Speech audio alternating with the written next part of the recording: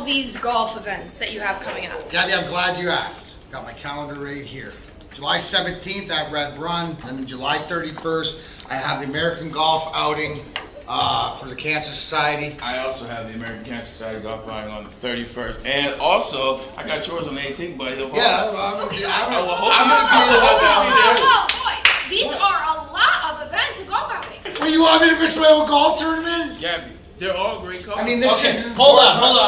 I got this. Guys, I got this. Don't worry about it. Hold on a second. He always...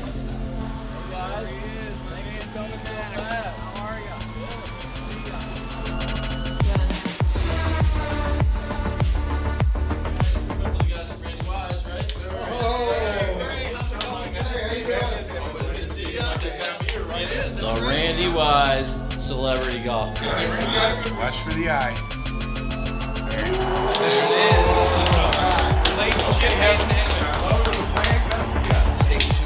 It's the Randy Wise Celebrity Golf Tour.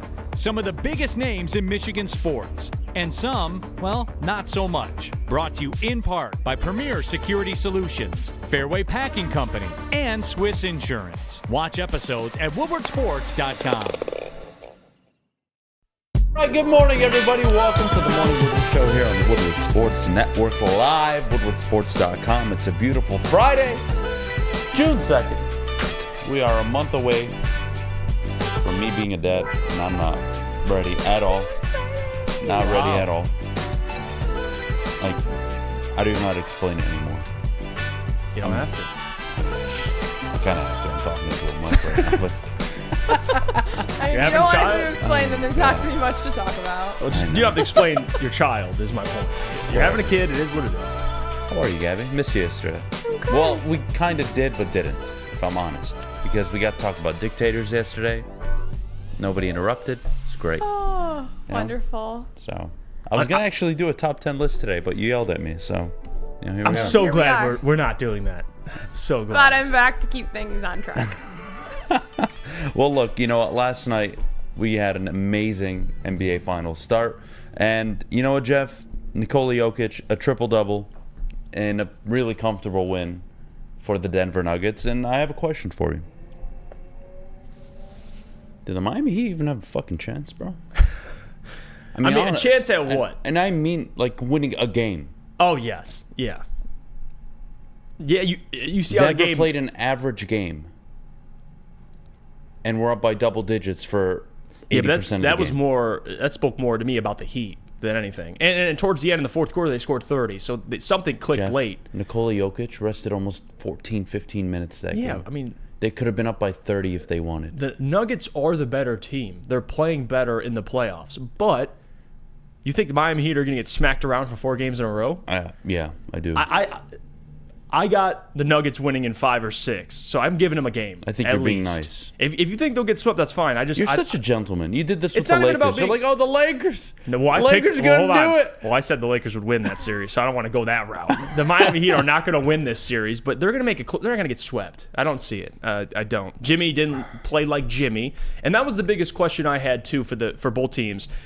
Would the 7 games hurt or help the Heat versus the Nuggets having all that rest? Would it hurt or help them? You had your answer. It hurt the Heat. Did it, though? I mean, yeah, they struggled, especially Jimmy Butler specifically, but the Nuggets, they didn't miss a beat. If I told Jamal you Bam Murray, Adebayo would have given you 20-plus on 60% shooting. Yeah, but he was the only... I mean, double-digit boards, 5 assists. Max Strus was an 0 for last night. He was 0 for 9 from 3. Duncan Robinson was 1 for 5.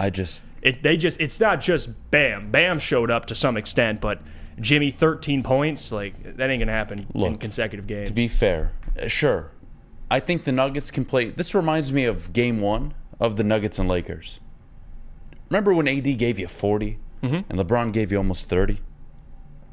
And it was a complete game by the Lakers, and they still lost. Miami could give their best game ever, I think, against Denver and still lose. That's how I feel about the series. Same way. I think it's a sweep, man.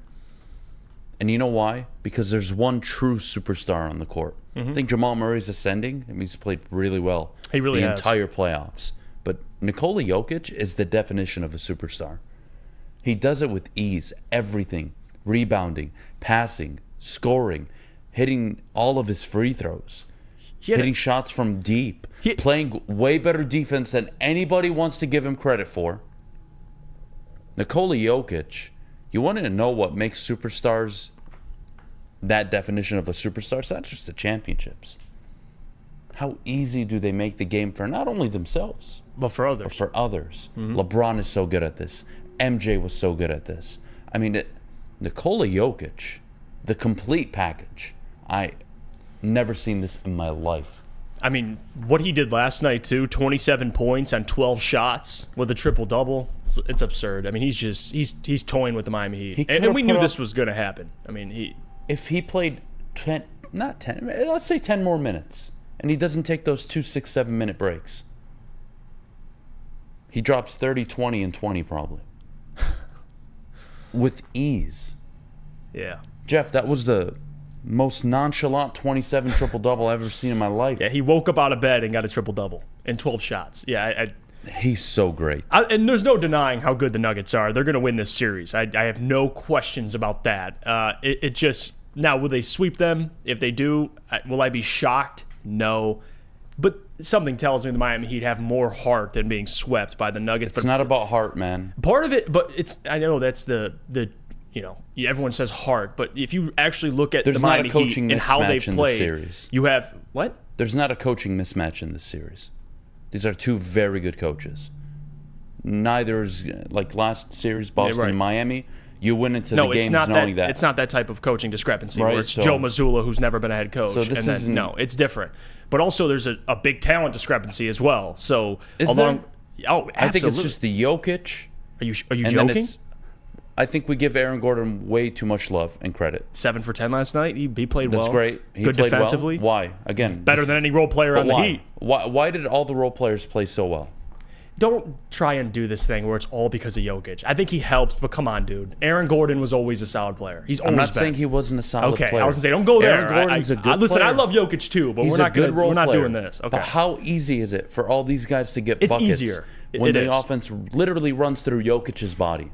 Whether it's handing off a pick and roll, running the pick and roll with Jamal Murray, him standing in the low block, finding unbelievable lanes to make his passes. I mean, Aaron Gordon, how many of them were layups from Jokic and dunks? Yeah, I mean, he makes things easier. That's what I mean by I'm not knocking Gordon, but Jimmy Butler can't do that.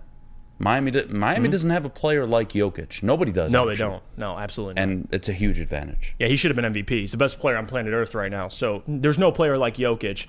But again, with Miami Heat, the amount of production they get from undrafted free agents, it's hard to count on these guys consistently. They played well in Game 7. You could count on, Duncan, Max Strus, these guys, Caleb Martin. But when you show up and Caleb Martin's 1 for 7 from the field, the guy who had one more less vote than Jimmy for conference finals MVP. Think about that for a second. One less vote than Jimmy, and he's 1 for 7. Max Strus 0 for 9 from 3, and Duncan 1 for 5 from 3. And they only lost by 11. I know the ending, it doesn't tell the full story. The game was out of hand. But at the end, they caught up. I think Miami steals a game or two regardless. The Nuggets are winning this thing. And Jokic is going to win finals MVP. Well, why are the Heat in the finals, right? I think they play not good. They play championship level defense. I mean, they stole the Nuggets to 104 points. I know the game was out of hand, but still, they did okay. They never let them score more than 30 in a single quarter. Like, it was still maintained. The offense just never came up and caught up to the defense. This is why you need superstars in the NBA. This is a fresh reminder. You can build a nice team like Miami. You can have a good, solid group. But when you have to play a guy like Nikola Jokic, LeBron James, Steph Curry, any of these superstars, and you don't have them, look at Sacramento. Excellent basketball team. Very well coached. Great group of guys. I love their team. Why'd they lose in Game 7? Because they didn't have a superstar. Miami doesn't. Jimmy Butler, playoff Jimmy, it's really nice. You can't do what he did last night. You can't score 13 points in Game 1 of the NBA Finals. You just can't do it. He passed up so many shots last night. Right. I just disappointed. And disappointed in Miami. If they get a game, I think they'd be lucky. And to Chuck's point, Chuck says, WoodwardSports.com, Butler's the only Heat player who would start on the Nuggets. That's fair. I actually didn't even... I mean, if you think about it, he's right. Butler's and I the think only the Nuggets player. wouldn't be in the finals if Jimmy Butler was on their team. I love the dynamic they have. Who am I replacing Jimmy Butler with? I mean, No, seriously. I'll take Jimmy over Aaron Gordon, but would you though? Because what Aaron Gordon does and how easily he's able to score, Jimmy can't do that. Jimmy can't play the 4 and back down. And that was the biggest mismatch of the first half, by the way, was Aaron Gordon running the floor, getting the Jokic the ball at the top of the key, and him just precisely throwing a pass inside of the paint. Aaron Gordon secures his player, boxes him out, gets the ball, easy 2. Jimmy Butler doesn't do that. I love the way the Nuggets are constructed. I'm not saying Jimmy Butler isn't great, but the way the Nuggets are constructed, it's perfect. They are the definition of how to build around a superstar. I love it, and they should be rewarded for it. They're probably going to sweep the Heat. But to your point, Jokic making things easier. You don't think Butler was there instead of Aaron Gordon? He'd get all these easy opportunities, the things that he never had, or opportunities he never had. No, because Jimmy Butler's not a three-point shooter, so the spacing's already fucked. Jimmy Butler's a player that needs the ball in his hands. He's not an off-ball shooter. A lot of his points come in the mid-range and in the low side of the paint, where he's on the sideline almost taking a fadeaway jumper. That's not ideal for me. I'd much rather surround Jokic with a KCP, a shooter. And Aaron Gordon, a dynamic defender who can score in the paint because how gifted Jokic is. Because even Aaron Gordon's not a good shooter. You put Gordon on the Heat, he scores maybe 4 points last night. Nobody could score in the paint except Bam Adebayo. Nobody. There's a reason for that. I'm not saying, again, Aaron Gordon's not a good basketball player, but Jokic is the enabler. Absolutely. Yeah, he's the connector. He's the connector. They're going to need 38 and 8 a night from Jimmy if they want a chance just to win a game. Jimmy's got to be better. And that's including all the other role players showing up as well. Caleb Martin, Max Strus. So those guys, and that's with Jimmy scoring 30. So it's an uphill battle for the Miami Heat. So I'm curious to see. But again, the longest defense, though. The longest this series goes, in my opinion, at the very most 6. Yeah, that's it. I don't see it anymore. 5 would be probably more realistic, but we'll see. All right, we'll take a break. When we get back, we got a great show. We'll get to Monty Williams next. How much work is ahead of the Pistons at 8:30? Rod Beard joining the show. Can't wait. Rod Beard. Can't wait to talk to Rod Beard. At 8:45, we'll segue into the Lions, actually. We'll get to OTAs with Gabby. And then later on in the show, of course, there's trivia with Gabby. So I'm not excited. I have no idea. I have no idea whether I should be excited or terrified. A little bit of both. I think everyone should be a little bit terrified because we all know how trivia goes on this show. Did I win last week or no? Was it Jeff? I did. Jeff won. On a bullshit technicality. Yeah, right? kind of. Yeah, see. But yeah. On a it was 2 answers. You took one, I took the other. I was correct. Is that how it worked? Yeah, but it was a long. I mean, no one could get anything right we were for like 10 1 for minutes. 10. I think each of you got 1 correct. Yeah, we were like Jimmy Butler actually last correct. night. Yeah, it was a low scoring game. 2-1. Okay. It's playoff hockey right there. Let's do it. Monty Williams coming up next and Rod Beard at 8:30. But before we go, Jeff, our good friends over at the Sports Marketing Agency. The Sports Marketing Agency helps spread awareness about mental health and substance abuse. Their new podcast, This is the S Word, helps fight the stigma about seeking help. If you or someone you know is struggling, head to thesportsma.com for more information. Introducing the Planet Fitness Guide to getting that post-workout glow. Step 1. What's your why? More epic energy? Better sleep? Blow off steam? Step 2. Join Planet Fitness for just $10 a month and get moving in our clean and spacious clubs. Step 3. Bask in that post-workout glow. Join Planet Fitness today for just $10 a month. Join today at any of the 50-plus Detroit area locations.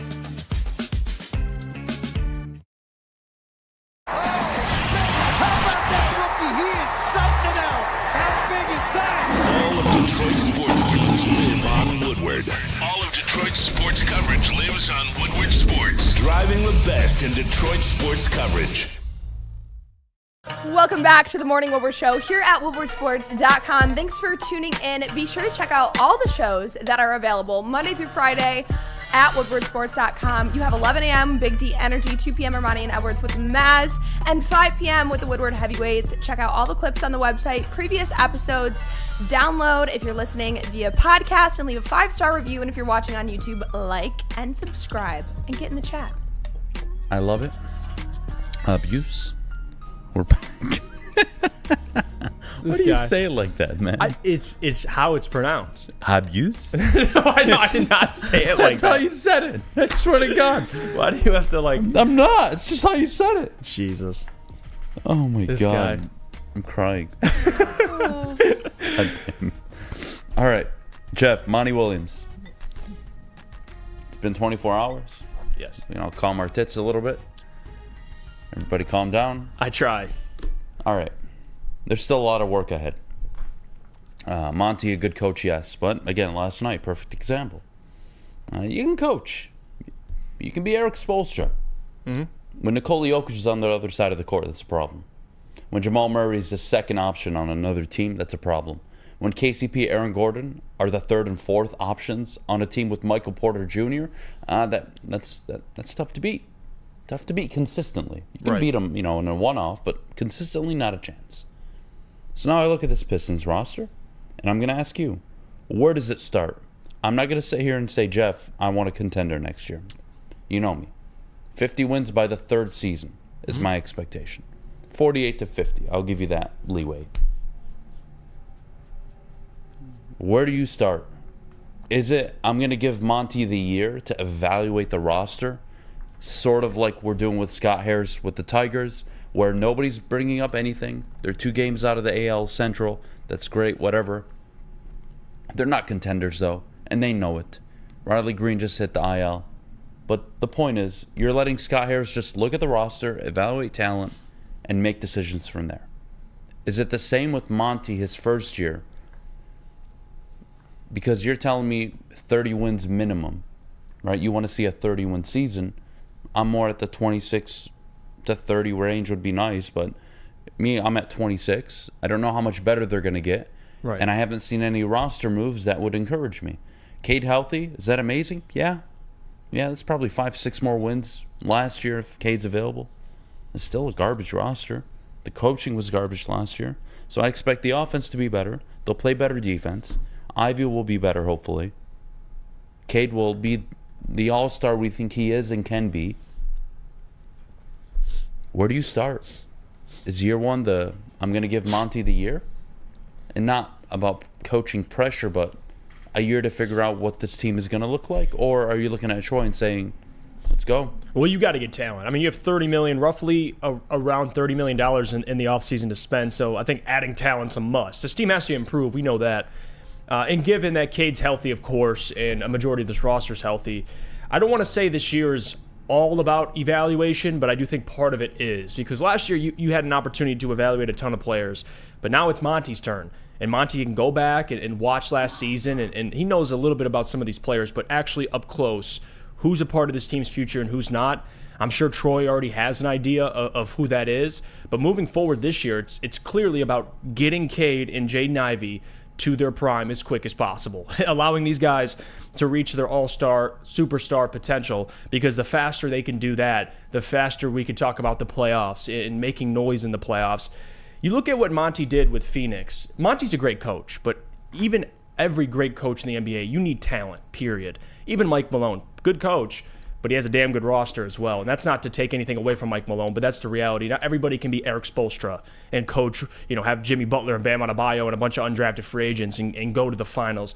That typically does not happen. So for the Pistons, you got to give Monty talent, period. And Troy knows that. So a lot of this now is on Troy. It was before, who's the head coach? Now that we know it's Monty, we're looking at Troy. Because, like I said, even James Jones and Monty in Phoenix, you had Devin Booker initially. You got DeAndre Ayton, but what happened? You went out and got Chris Paul. Mikal Bridges turned into one of the best two-way players at the position in the NBA, one of the best defenders. So they had a lot of talent. And even when they got Kevin Durant, they didn't have the bench and the depth. But regardless, Monty's always had talent in Phoenix, other than that first year when he doubled their win total pretty much with a similar roster. So I don't want to sit here and say the Monty effect, this team will be immediately better, because they'll be better, but not incredibly better. That's all talent, and that's Troy's job at the end of the day. So again, $30 million to spend. Troy, those guys know the team more than I do, so they know their flaws. I know what they need: two-way wings. They need guys that can defend. They need more length. They need more athleticism. We could talk about these things all day. They need more shooting. But the reality is, we got to get Cade and Ivy on the court together. I mean, you got to see how these guys play for a full season, the dynamic between these two, because I've only seen Cade essentially by himself his rookie year with Jeremy Grant, but it was Cade's team. The second year, you get just Jaden Ivey. So we haven't had an opportunity to really see these two on the court for 82 games. So that's the goal, is the quicker you can get these two on the same page, thriving together, playing together, understanding each of their roles, then we could start talking about what the future looks like. So I think Monty's going to speed that process up. I think the new offense he's going to bring is going to help these guys a lot, and the development will be a little quicker than I think previously whoever else you hired. I think Monty's the best coach in that regard for offense to get these guys developed. But a lot of it, Adam, I think the number one thing, the most important thing, is something we talk about on the show a lot, is making sure Cade and Ivy are taking those steps. Because as long as those guys are turning into all-star talent, or like I said, superstar talent potentially with Cade, everything else will figure itself out. You'll know, like the Nuggets did. You got Jokic, he was a superstar. You have Jamal, now Jamal's ascending. After that, you start surrounding him with role players. KCP, right? Bruce Brown off the bench. Michael Porter Jr. they drafted in the middle of the first round. Like, then you can start, and Aaron Gordon they traded for. So you could start piecing this roster together, but it starts with your superstar players. And that's Monty's job, is to help those guys accelerate the process, which I think he'll help do. And you'll find out a lot this year. I'm not saying they'll make the play-in this year, but I think they'll win 30 games, and you'll start at the end of the year, you'll look at your backcourt and say, okay, we have a franchise backcourt in Detroit. 30 games year one is just under the 40% win rate threshold. Mm-hmm. That Monty over his career has essentially had whenever his teams weren't talented. And hear me out on this. With New Orleans, came out the gate year one, playoffs. Struggled for 3 years, Anthony Davis in and out, da-da-da-da-da. Last year, they make the playoffs, he's gone. They get swept. Eric Spoelstra has been to the playoffs the last 4 consecutive years. They've won 2 Eastern Conferences now. How many 50-win seasons do you think he's had in the last 4 or 5 years? 50-win seasons. Mm-hmm. One. Yeah, he wins about 42 to 44 games a year with that team. And you'd imagine why. I mean, they have to work to win games. I'm not saying coaching doesn't matter. It really does, actually. I think it matters more than people give credit. I think Mike Malone, for example, doing a hell of a job in Denver, and the identity they've built under him is perfect for these players. But anyways, Monty Williams eventually is going to need a team that can compete. Mm-hmm. And that's on Troy. You have the coach now. I don't want to hear, oh, Monty's a good guy and he needs time. It's not about Monty right now. We know what he can do. You give him a shit roster, he'll win about 42 to 44, 46% of his games. Which that's good coaching. You give him a good roster, he'll win 52 to 54% of his games. You give him an elite roster or a really deep team with a superstar, you see the 61-win year he had. The 50-plus win seasons he's had, right? So how do I get there? I don't want to be on the first side of it. I want to be on the ladder. I want to be the Phoenix Suns. I want to be towards that 50-plus win team, competing for the 1 seed, being one of the expected teams in the Eastern Conference Finals. That's years away. How do I get there? I got to look at Troy. It can't just be I'm going to get this guy from Atlanta and this guy from Milwaukee and this guy from Golden State. And no. No more. It's not about getting young, potentially talented players. You need to bring in a good mix of vets that bring in a standard of work ethic that help you communicate your message. And then you look to Cade and Ivy and say, that's my future backcourt, ideally. And all right, how do I build around them? Look at the Denver Nuggets. Again, they're the perfect example right now. I know nobody has Nikola Jokic. I know that. But look how they surround him with players that fit. Right. A Bruce Brown. Specialty, defense, and shooting. KCP, shooting. Underrated defender probably. Don't give him enough credit for his defense, but shooting. Michael Porter Jr., two-way player. Jamal Murray, ball handler, scorer. Doesn't need Jokic to give him the ball for him to score. He can create his own shot. That's a huge thing. LeBron loves that. That's why he loved Kyrie. How do you build this team into a contender in 3 years?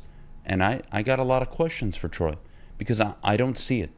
Like I don't see the available player, right? There's no obvious direction they can go. He's going to have to make some moves. And you got to mix it up between young players and veterans. That's the thing, too. You can't just have Duren, Cade, and Ivy and a bunch of young players around them and expect, all right, we're going to make the playoffs. Like, even the Suns, to a certain extent, even when they had Devin Booker and DeAndre, and they went out and got Chris Paul. And Chris Paul, we know what he meant to the Phoenix Suns. I know he was injured at the worst times.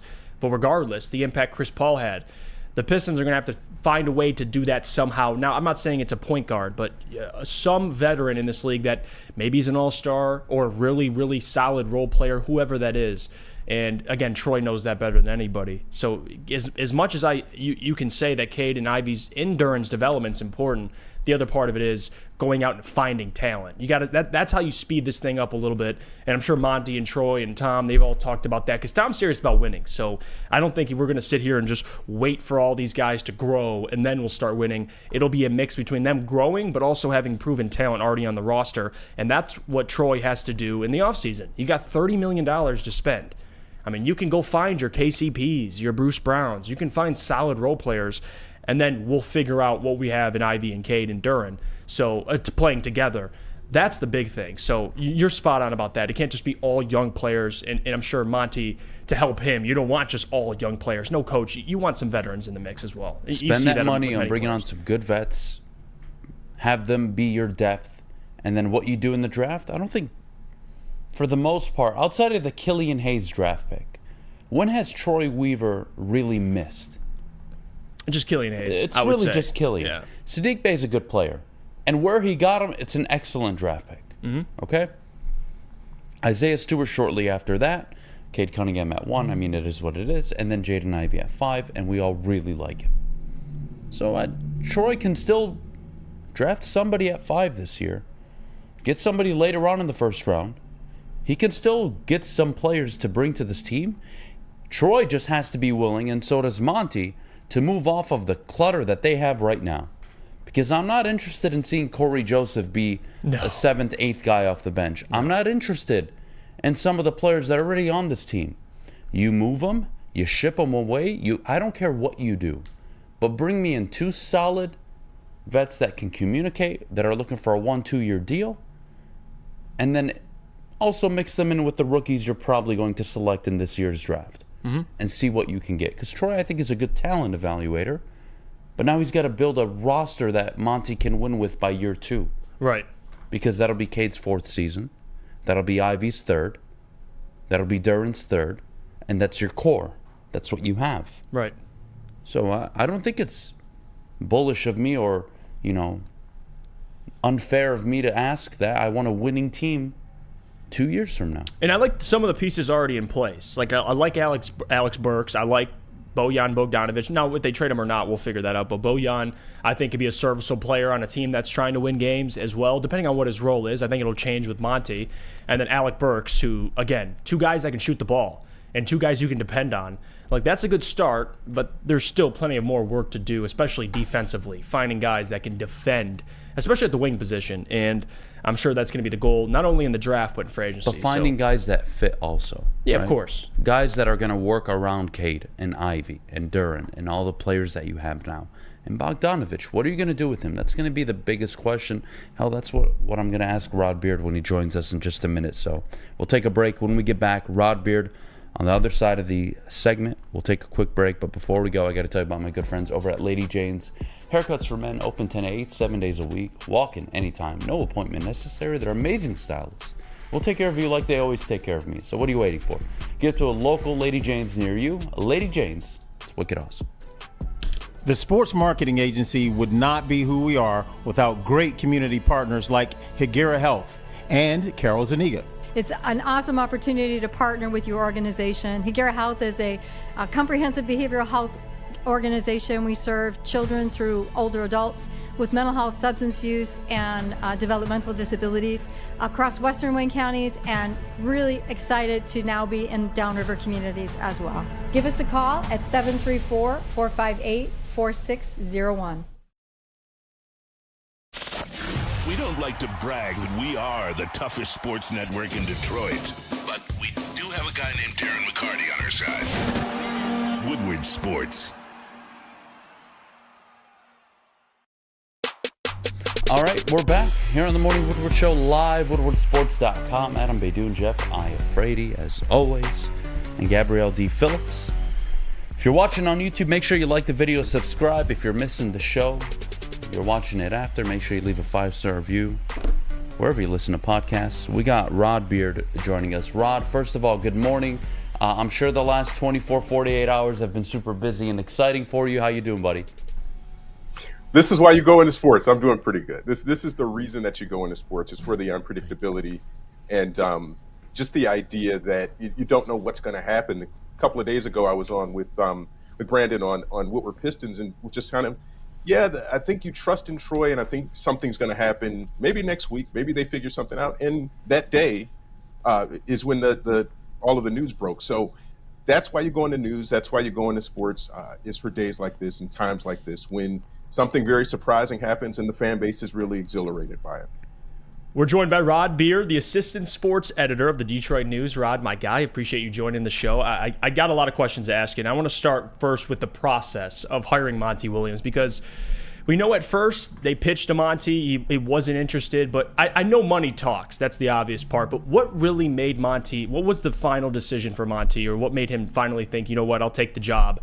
Was it Tom Gores and the persistence, him being persistent, or was it just simply Monty looking at the situation as well as the money and thinking, you know what, if I get 8 years here, I can build something here? Like, what was it specifically? I'm going to say, Jeff, if somebody walked up to you and said, I'll give you $13 million to do just about anything, you could be a John Wick kind of hitman. And if you get $13 million for that, you're jumping up and you're doing it.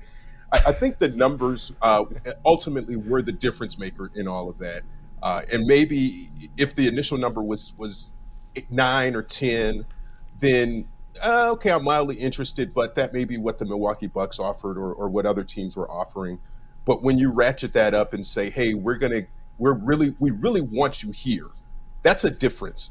If somebody tells you no, and you go back and you approach it a little bit differently, the money is ultimately going to figure itself out between the agents and between everybody else. But if you're really interested in this roster and really coming to make a difference here, I think that's the way that the Pistons pitched him, is that he's the key to all of this. And when you look at this roster, there are some pieces there that he could do the same thing or something similar to what he did in Phoenix and make this team a really, really good team. But don't mistake the impact of $13 million and what that could do to your decision-making ability. Well, Rod, look, it's $13 million. I'm sure everybody is floored by the decision record-setting number. But the basketball side of things, this is not a complete team. This is a team that's still waiting for Jaden Ivey and Cade Cunningham, hopefully, to develop into an all-star backcourt. I asked Jeff, actually, before you came on, this same question, so I'll ask you. What does Troy Weaver need to do to ensure that by the second or, at worst case, the third year, the Pistons are at least a 44 to 46, 47 win team? And I know a lot of it is on development, but if you look at the depth on this team, it's a lot of players that should be sitting on the 9th, 10th spot of a roster, not playing 7th, 8th, 9th off the bench. Yeah, I think what all of this does is it speeds up Troy Weaver's process. And if you get the coach that you want that internal development, but you've also got to go out and augment this roster with closers. And the old movie line, coffee is for closers. You need closers on this team. So the money they have available in free agency and under the cap, they've got to go out and get a closer. This isn't a crop of free agents where you're going to get that type of player who's going to be a definite difference maker by himself. So I'm looking more at a trade that's going to bring in the type of player that they need. And the logjam that we see among their big men with Bagley, with Stewart, with Wiseman, you've got to clear that up some kind of way to bring in guys who are maybe one bigger guy or one bigger contract guy. And I did hear you mention Bogdanovich at $20 million. The other piece of this is you don't have that guy, and you know it when you look at the salary sheet, because Bogdanovich is making $20 million, and there's nobody else who would make more than Monty Williams at $13 million. I mean, Cade is in that next kind of level of 9 or 10, but you don't have that next mid-level guy or that guy who can be that next kind of star to say, this is going to be the roster that is going to take us to that next level. You're just not constructed the way that you need to be. Now, when you renegotiate and you give Cade his second contract and you give Isaiah Stewart maybe his second contract, then you're going to start to see those salary numbers jump a bit. But that's where Tom Gores is going to have to step in, and they may have to go over the cap, and they may have to go into the luxury tax if they get to that point that they decide they're going to be a contending team. That's where you're going to need your team owner to really step up and write the checks and to do that. But for Weaver, he's got to go into talent acquisition, and it's not about this draft. The number 5 pick that they get is likely not going to start. He's not going to be a starter on this roster as they're currently constructed unless something else happens. And Rod, we know Monty Williams, his success in this league with guards. He's worked with Chris Paul back in New Orleans. He's worked with Russell Westbrook in OKC. And we know what he did for Devin Booker as well. What does this mean for Cade and Ivy? Because we know they haven't been able to play a full season together. But what does this mean, Monty Williams, to be able to coach those guys, those two players? Does it speed up the process of them being able to play together? Absolutely. I think it accelerates that, and we'll see them playing well. I don't know if it'll be in Summer League that we start to get a small sampler of that. But as the season starts, you're going to see them playing together and being a lot smarter. And people, the jury's still out for some people. I don't know why it is on Cade Cunningham. And after 27-7 in a small little window that he's played, I don't know why people don't think he can be take a big step and be an all-star caliber player as soon as next year. So having Monty there with him, I think is only going to help that. I'll say this, Rod. One of my biggest frustrations over the years was there was no identity being built. I know Dwayne Casey, whether you want to say he got a raw deal or not, given the roster that was being constructed, how young the team was, there was no identity offensively, defensively. What can Detroit Piston fans expect from a Monty Williams coach team where night in and night out, win or lose, you know what you're getting from them? I think it's going to be a similar style to what we've seen before from Casey. I think they're just going to have to do it better. And that's what Casey wasn't able to pull from them, was kind of this doing it better. There were always the turnovers, always the bad possessions. And that's going to happen with young players. I'm not saying that that's something that he could even control, but I think you're going to have to see more of that, him being the guard whisperer and really getting those guys to play at a high level. We were cheated out of that by Cade Cunningham's injury. We weren't able to see him play with Jaden Ivey, but the benefit was that Ivey was able to get some more ball handling and to be the featured guard in the absence of Cade. So I think those are going to pay off a little bit more next year. And Rod, given the money they have to spend, or Troy has to spend, and given these players, Cade, Ivy, Duren, these guys getting a little better next year, I think a real expectation, at least for me, is at least 30 wins, or at least in that ballpark. We saw what Monty did with Phoenix. They went from 19 wins to 34 wins immediately when he got there. What are your expectations, number one? And does Monty change them at all, or was it just the same across the board no matter whoever they hired? I don't like to get bogged down in number of wins, because it really is just throwing something at a dartboard. You can look at 17 wins and say, hey, if Victor Wembanyama wasn't the prize, would they have gotten a few more wins this season? Probably. A few more of those games might have gone a little bit of a different way. But there's going to have to be a step up in that. I'm going to say they're going to target 35 wins, because and ask me again after the free agency and after the draft and who they've gotten. But I think Troy really gets creative. We've seen what he's done in previous drafts to get additional picks or to get additional players. And I think that's what he's going to have to do this time, because this roster, as constructed, isn't a playoff team, isn't a play-in team. You're going to have to add something very significant to make this more palatable for Monty to try to accelerate that growth, and for them to be a contender in any kind of way, contender for the play-in even. They're going to have to add some more pieces to that. Rod, I'm looking around the Eastern Conference, hell, around all of the NBA, and I'm trying to find a trade that would make sense for Troy Weaver and also make sense for the opposing team. And the only team I can really put my thinking cap on here and try to make it make sense is I'm looking at Chicago. Lonzo Ball's future is really, really in question here. They're not a contender. They're nowhere near it. The hell, they're paying Zach LaVine way too much money. I'm looking at a 33-year-old DeMar DeRozan's got 2 years left on his deal. Yeah, he's getting paid $27 million. But this is a guy that, again, taking about 15, 16 shots a game for his career. He's not going to be a ball stopper. Is he a player potentially that could fit if I package, let's say, a Bojan Bogdanovic, a Marvin Bagley, and maybe that 5th overall pick? Is that too much of a cost to go out and get a DeMar DeRozan who steps in day one? He's your clear number 3. He gives you that closer that you were alluding to earlier on. And I think the Pistons are probably 4, 5, 6 games better, even without Cade in the lineup, just with DeMar DeRozan. Is that something possibly, or is there anything else you're hearing maybe around the NBA or with the Pistons that there's a player they're interested in? Yeah, there could be something like that. I think you need a 20-point plus per game scorer. And the concern I have is that he's not a 3-point shooter, which is kind of what the offense would be predicated on. And I don't know if his game kind of meshes with Cade's the way that you want to. You need, between those three, between Cade, Ivy, and DeRozan, you would need a premium 3-point shooter, I would think. And I'm just trying to get some contract numbers. He's at 28.6 next year. That's not a lot more than what you're paying Bogdanovich. So I think that's a fair one. I would think about that. And given the connection between DeRozan and Dwayne Casey, I could see that might be something that they consider. But I think DeRozan's the guy. You need another piece before DeRozan to kind of – DeRozan will be the solidifier. He's your other scorer that you need. I think you need a plus-level talent, maybe a little bit higher than what DeRozan can bring you. But I like where your head is. I think that's the direction that they would try to look at some point. And Rod, I just need your help here, all right? I need you to clear some of these things up for me because I do. And I go to the voice of reason, Rod, for this, okay?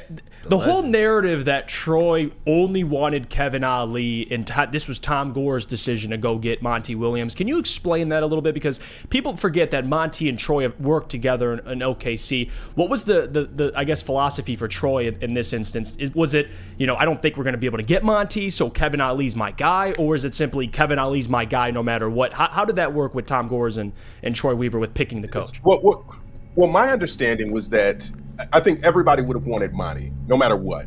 Okay. And if the initial kind of ask and it was, no, I'm not really interested, then you bring in your other guys. And so if they're interviewing Kevin Ali, they're interviewing Charles Lee and Jarron Collins earlier, then it's, okay, well, here's our list. That's Troy's job, is to assemble a list and really have a list ready at any time because you never know.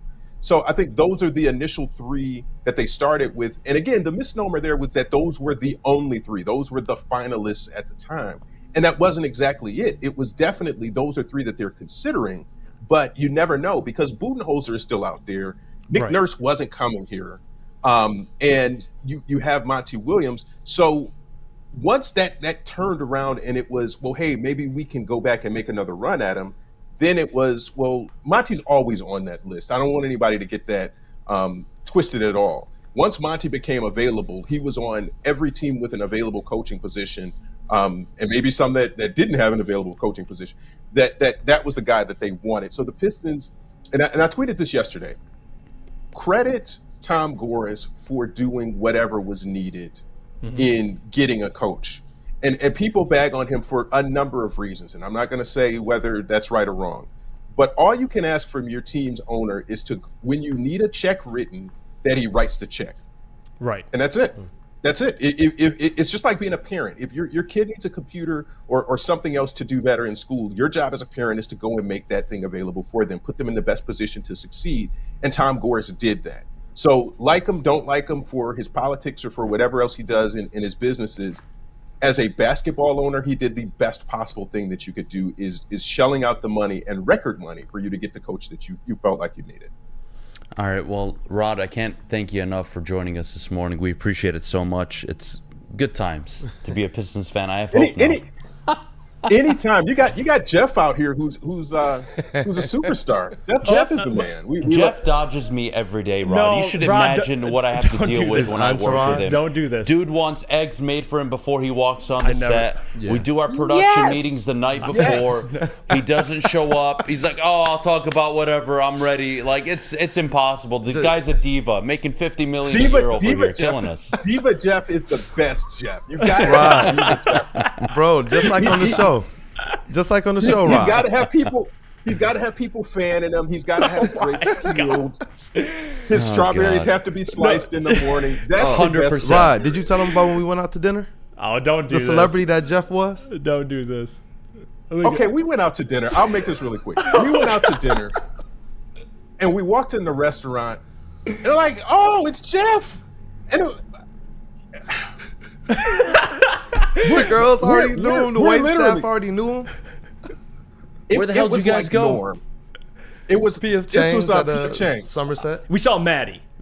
Maddie from yeah. Okay. So they're acting like that doesn't count. They're acting like right? I'm signing babies. does count. Like I'm not signing. It counts. That absolutely counts because we walked in and it was like he was Norm from Cheers. It's like, hey, everybody's like lifting up a glass and they're ringing the bell. Hey, Jeff's here. Well, okay, fine. Well, you know what? Fine. I'm happy you're here, Rod. I'm happy you joined God. us today. All right, you can catch Rod, Woodward Pistons podcast, Kool-Aid Rod, and when I can make it. I'm sorry, Rod. I'm not Hollywood. When I can make it's it, already I'm on the coming out. pod. I'm on the pod You're as well. But basic. thank you for your time, Rod. Appreciate it. Appreciate it, Rod. Thanks so much, Anytime, buddy. guys. Anytime, guys. Appreciate it. Kool-Aid, stick around. Yes, sir. I want to snag you for 10, 12 minutes before we get to the top of the hour. I want to continue on from what we just had a discussion with, but we'll take a break. Before we go, Jeff, our good friends over at Guardian Alarm. Well, we talk about defense, and the Pistons got to improve defensively, but I'll give you a defense that always is improving. It's Guardian Alarm. They got customized solutions from real experts, 24/7 professional monitoring, technology backed by people. Your safety and security deserves not only technology that's been proven to work, but by people that have been proven to care. Call 1-800-STAY-OUT for more information. It's a great day to get some Centron in your life. Okay. There it is. Centron, here we go. Gotta grab the cranberry. Oh wait, it's 2 for $4. Gotta double up with the classic as well. Centron World, baby. Centron, available at select Krogers, and if you wanna know how, go to @CentronWorld.com. You can get dope like me. You know what? Why wait?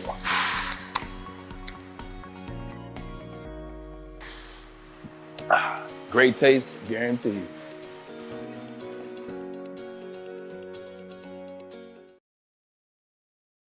You have an opinion? Make sure it's seen and heard.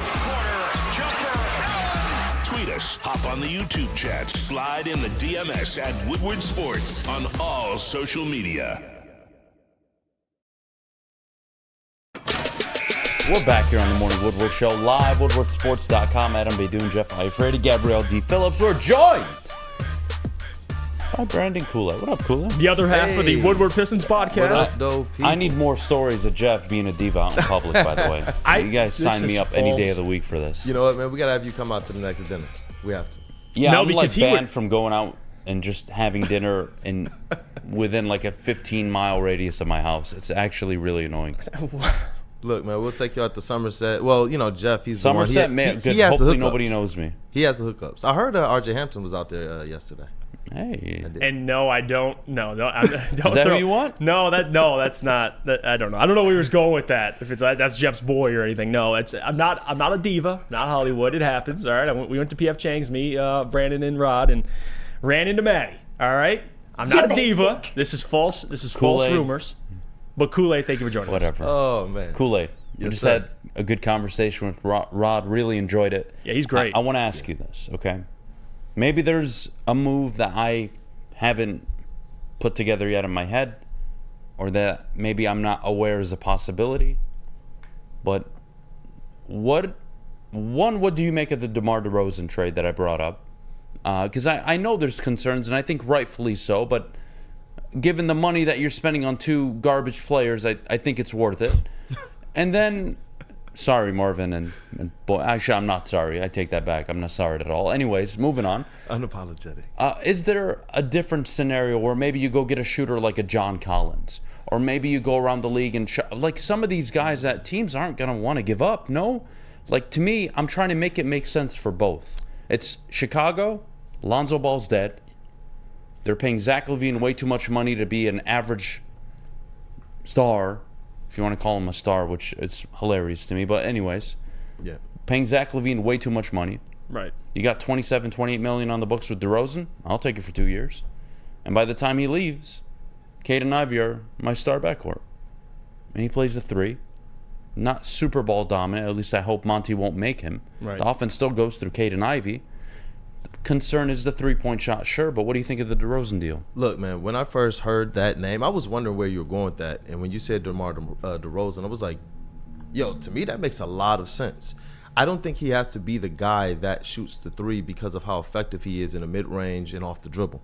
He's a guy that can kind of create his own offense. And I actually talked to the Pistons about that in the exit interviews. I was able to talk to Marvin Bagley, who was working on, if he can't hit the three, can he drive from the three-point line as well, because you're still spacing the floor. Right. DeMar DeRozan can do that. So you don't need a guy who can go out there and get you 20 on any given night to be a knockdown corner, stand in the corner shooter.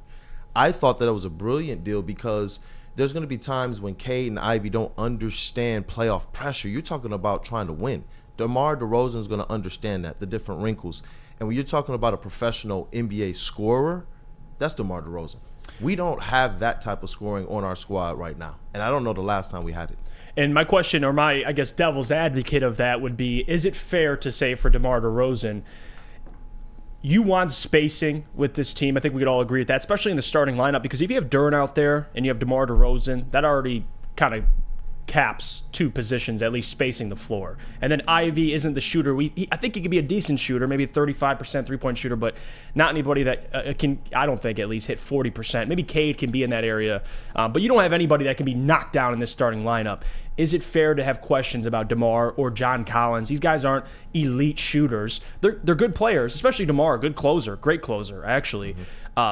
But the direction the Pistons should go, at least in free agency, is finding guys that can play off of Cade and Ivy that can just shoot the ball and defend. Like guys that can accept a role. And DeMar, I think, could, but it's also DeMar DeRozan. Like he knows who he is, and he's not going to defer to Ivy and Cade, at least initially. Your thoughts on that? Maybe going more of a guy who could just play off ball, can shoot, and not getting someone like DeMar DeRozan.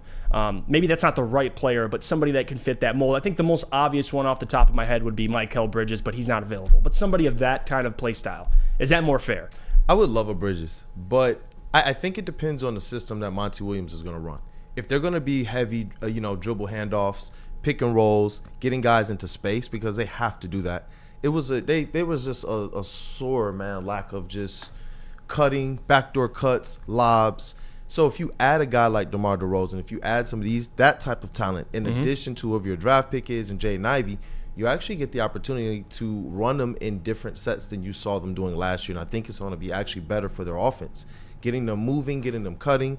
When you have guys like DeRozan, Duren, Ivy, get those guys moving. I don't even want them, even if they can hit the three, I would much rather see these guys catching it right in the paint and putting it up for a layup, especially with how proficient guys like Duren are with being able to pass it. If you duck that ball into him, into the paint, and now you have Duren on one, DeRozan on one side and Ivy on the other side, I like that all day long from a basketball perspective. Like, I think a player that comes to mind that, again, I don't think the Pistons are going to have to overpay for, but they're probably going to at the same time he's restricted, but maybe they got Monty, so it eases up things a little bit, is Cam Johnson. I wish. Yeah. Not that Cam Johnson is DeMar DeRozan right now, but he fits exactly what the Pistons You're the need. Brooklyn GM. Do you match? Well, it depends on what that, again, you're probably going to have to overpay, because if it's a reasonable contract, I'm matching it, to your point. I mean, that's a tough one for me. Yeah. I would love it. I just don't think it's realistic. Fair or no? I don't know. I mean, some of the rumors and things, some of the fans are wondering if they would match something, how high would they go? So I don't know well, what's going on there. Well, there's a certain number. They can only go up so high with Cam Johnson anyway. So they already know what the most they can pay is. So, and we don't know how much the Brooklyn Nets would be willing to match. Look, so I know the DeRozan thing isn't the sexiest, or it's not the most ideal, and we have the same conversations about Jeremy Grant. Right. But let's not kid ourselves. DeRozan's 50% from the field the last 2 years in Chicago. Oh, he's efficient. Like, efficient scorer. He's an adult in the room. I'm not saying you win a championship by bringing DeMar DeRozan here. No, fuck no. But how do I grow Cade and Ivy on the way to becoming a 48, 50-win team in 3 years with Monty Williams? I think your mind's in the right place. Yeah, it's not like a perfect solution right now. The perfect solution is always going to rest with the trio. But there is no perfect solution now, and that's the point. Right. Because don't use DeMar DeRozan as a scapegoat for Cade and Ivy's questionable three-point shooting. They have to get better still. They have to get better. Well, I think the other point because you want to talk about floor spacing. Well, when Cade has the ball, he's running high pick and roll with Jalen Duren. Where's Jaden Ivey going to be? Sitting on the corner, maybe on the elbow. Who knows? Where's he going to be? He's got to be able to hit that shot in the future. It's not going to be this season. Right, but if you have DeMar and you're running that same play, I understand. He can't be a Cam Johnson who's ready to spot up and shoot in the corner. Like, but we're talking about changes. players that we don't really think you can acquire. And that's the problem. Mikal Bridges, they would be number one on my list. I would agree with you. Yeah, you're not. I defer to you on almost everything here, but who can I actually get? Can I move $31 million off the books with Bagley and Bogdanovich for 2 years of DeMar DeRozan? I do that in a heartbeat. That's why it was interesting to me, is because when you kind of look at the free agents, the restricted free agents, Bagley the disgruntled stars, just like DeRozan is one. When you brought it up, I was like, you know what? I could actually see something like that happening. All of the other things that I want to have happen, it's going to take an insane amount of money. Like, I'm for Jeremy Grant, but it's going to take a lot of money to get his services. I like Cam Johnson, but we don't know how much money that's going to cost either. I'd probably go and what would you rather run on the overpay. court next year? All right, Cade Cunningham at the 1, Ivy at the 2. Let's say, God, your rookie / whoever the hell you want at the 3, Bogdanovich at the 4. And Duran at the 5. Yeah, we can't do Bogey at the 4. Okay, then you put Bogey. No, hear me out. That's a traffic cone out there. Then you put Bogey at the 3, even better. Marvin Bagley at the 4. Oh. Would you rather run that starting 5? No. Or would you rather trade them both for DeRozan and run Cade, Ivy, DeRozan, whoever you want at the 4, and Jalen Duran? And it doesn't even need to be a 4-player. You can go small ball here. Or, man, give me a name. You sign Jeremy Grant. But why? Why? Because I'm getting almost a max deal in Grant. I only have to deal with 2 years of DeMar DeRozan. By the time he leaves, I would have given Cade his second contract. Ivy would be going into his 4th season. I'm chilling. One thing's for sure out of this whole conversation, from Rod to what you guys were talking about, I feel like Bogey is a serious odd man out, man. Like, even he at can't the 3, play like a defense. Who is he defending at the 3? That was one of our biggest questions when we lost Jeremy Grant, is who's now defending those types of players, let alone who's defending the 4s. We thought, well, stick him down and let him defend the 4s. Let Sadiq Bey defend the 3s to start the year. He got chicken winged. Then they said put him at the 3, and he could not keep up with guys that they continued to rotate into his spot, into his slot. So it's just like, I don't know. We're talking about getting 3-point shooters in here.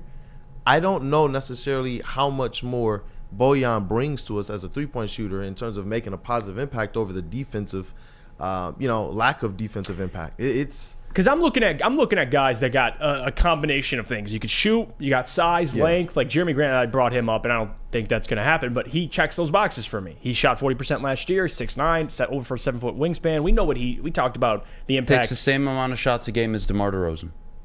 Yeah, but he can shoot threes. Like that's you see where I'm going with 40%? This? That's the thing with DeMar. I love the 47%. Oh no, the points you made about DeMar. 47% for what's his face, Jeremy Grant. I think 50% from the field from DeMar. Go ahead, continue. The points you made about DeMar and being a closer, I think, is the best point, because that's fair. Especially someone you can depend on, especially if you make the playoffs. You get DeMar. My problem is, and DeMar over the last couple of years has been more. The ball has been in his hands a lot in Chicago. I mean, he's putting up 6 rebounds, 6 assists a season. He's upped his assists. He's been more of a playmaker. I don't know how that fit works when you already have Cade and Ivy. Those two guys, you want the ball in their hands all the time, for the most part. That's true. DeRozan's going to come here, and you could theoretically think in your head, well, he'll just take a back seat, take mid-range shots, and understand his role. It doesn't work like that. Like not always. DeRozan knows how good he is. How does that fit work is my question. With DeRozan and him wanting the ball in his hands and playing off ball isn't going to work with DeMar because he can't shoot. So he can't shoot threes. Sorry, he can shoot from the field, from mid-range. That's the dilemma, though. That's the problem I'm having is, you're going to have a problem either. I think that's my point, though, is you're going to have a problem either way this year. Cade doesn't shoot the 3 consistently well yet. Neither does Ivy. They're still developing. That's the most important thing. I think we all agree. Cade and Ivy's development trumps everything in the world. Yeah. Mm-hmm. Right? That's your future all-star, hopefully, backcourt. Yeah, you want to keep the ball in those guys' hands. Absolutely. Yeah. Whether you bring in in the best case scenario, I don't think it happens, Cam Johnson. Right. Great. I will be on cloud 9. I'll take back everything I've said. But Bojan Bogdanovich, he's not sitting there as a spot-up shooter either. And neither is Marvin Bagley. No. So I get what you're saying. And I know you're trying to talk about the fit. You're right. DeMar isn't the best fit. But is he the best fit given the scenario where What trades is Troy going to make? Well, that's the other problem, yeah. I haven't found any that make sense financially and make sense for the other team. It's not just about making sense. I can make a million things. I can make Mikal Bridges make sense for the Pistons. Not going to fucking happen. No, not for the No Nets. matter what I give Right. up, right? Right. So, I see the pain in his eyes as he said that, and too. This is the problem. And to Adam's point, free agency is weak, man. Like the top of free agency is weak. You're not signing James Harden. You're not signing Kyrie Irving. So, but my question is, what about guys like Jay Crowder, Chris Middleton, Jeremy Grant? These guys that are not a top of the list, but solid role players. And maybe Jeremy Grant's on the higher side, but I saw the chat brought up Jay Crowder, great suggestion. Chris Middleton's another one. What about some of these types of players? Because I think fit-wise, they fit but are way they giving you better. 18 to 20 a night? No. Who? Any of these guys. Well, Chris could get you at least 15. Chris Middleton? Oh, yeah. Oh, we're not going after Chris Middleton. Please, God, no. Okay. Please, God, no. You can have DeMar DeRozan. You'd rather have Chris Middleton over DeMar DeRozan? Fit-wise, yes. He's a better shooter. He can. I think I get it, but I think we're looking at too much about fit. And how do I make this basketball team better? I bring adults in the room because we both agree. We all agree, actually. We want vets in the room, right? Yes. We want guys that can show up to work and show these kids how to work. Yep. You're about to say the 84% dilemma career that I was free gonna throw bring shooter, up. DeMar DeRozan. That'll help Ivy and Cade. 84% career free throw shooter. But let me ask you something. Go for it. Something you preach about often, and I agree with you. The development of Cade and Ivy is number one. Absolutely. So for those guys developing, it's about not trying to tarnish anything with bringing in someone like you complained about Jeremy Grant when he first got here. Oh, and you're I still hindering do. Cade's And I development. still do. So now you want DeMar DeRozan. So Cade is fit going into is his third important year. to some extent. Fit is. Cade is going into his third year. He's an alpha. We all know he is. Absolutely. 20 and 7 last year. We know what Cade can be. Ivy's got a lot of development ahead of him. Unless some unforeseen development happens, and Ivy's an all-star in his second year, and his mid-range is upwards of 50%, and he shoots 47, 48% from the field, and he can shoot 37% from three, and he gets 23 a night. If that development happens, fuck everybody. I'm not interested. I just don't think that happens. And if I have to only eat DeRozan for 2 years, The 2 years thing is the most intriguing. It's 2 4 years. years with Jeremy Grant, and I'm not interested. I want a guy that's going to be a vet. And look, Monty Williams, it's not Dwayne Case here anymore. It's Monty Williams. You're going to sit down DeMar DeRozan and say, hey, I need a job from you. I need you to do a job for me. I know you don't like that. I need you to do a job for me. What I'm going to ask you to do is read the game. It's going to go through Cade and Ivy. You're going to get your ISO ball. You're going to be able to attack the mid-range, attack the basket. Be my guest. Mm-hmm.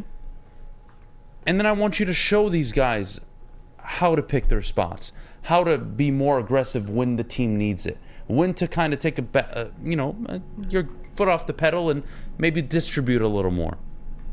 I'm okay with that. Jeremy Grant isn't teaching these guys anything, in my opinion. I get a 33-year-old vet. He's a pro's pro. I think he's a good fit. I know it's not the fit in terms of basketball. I get it.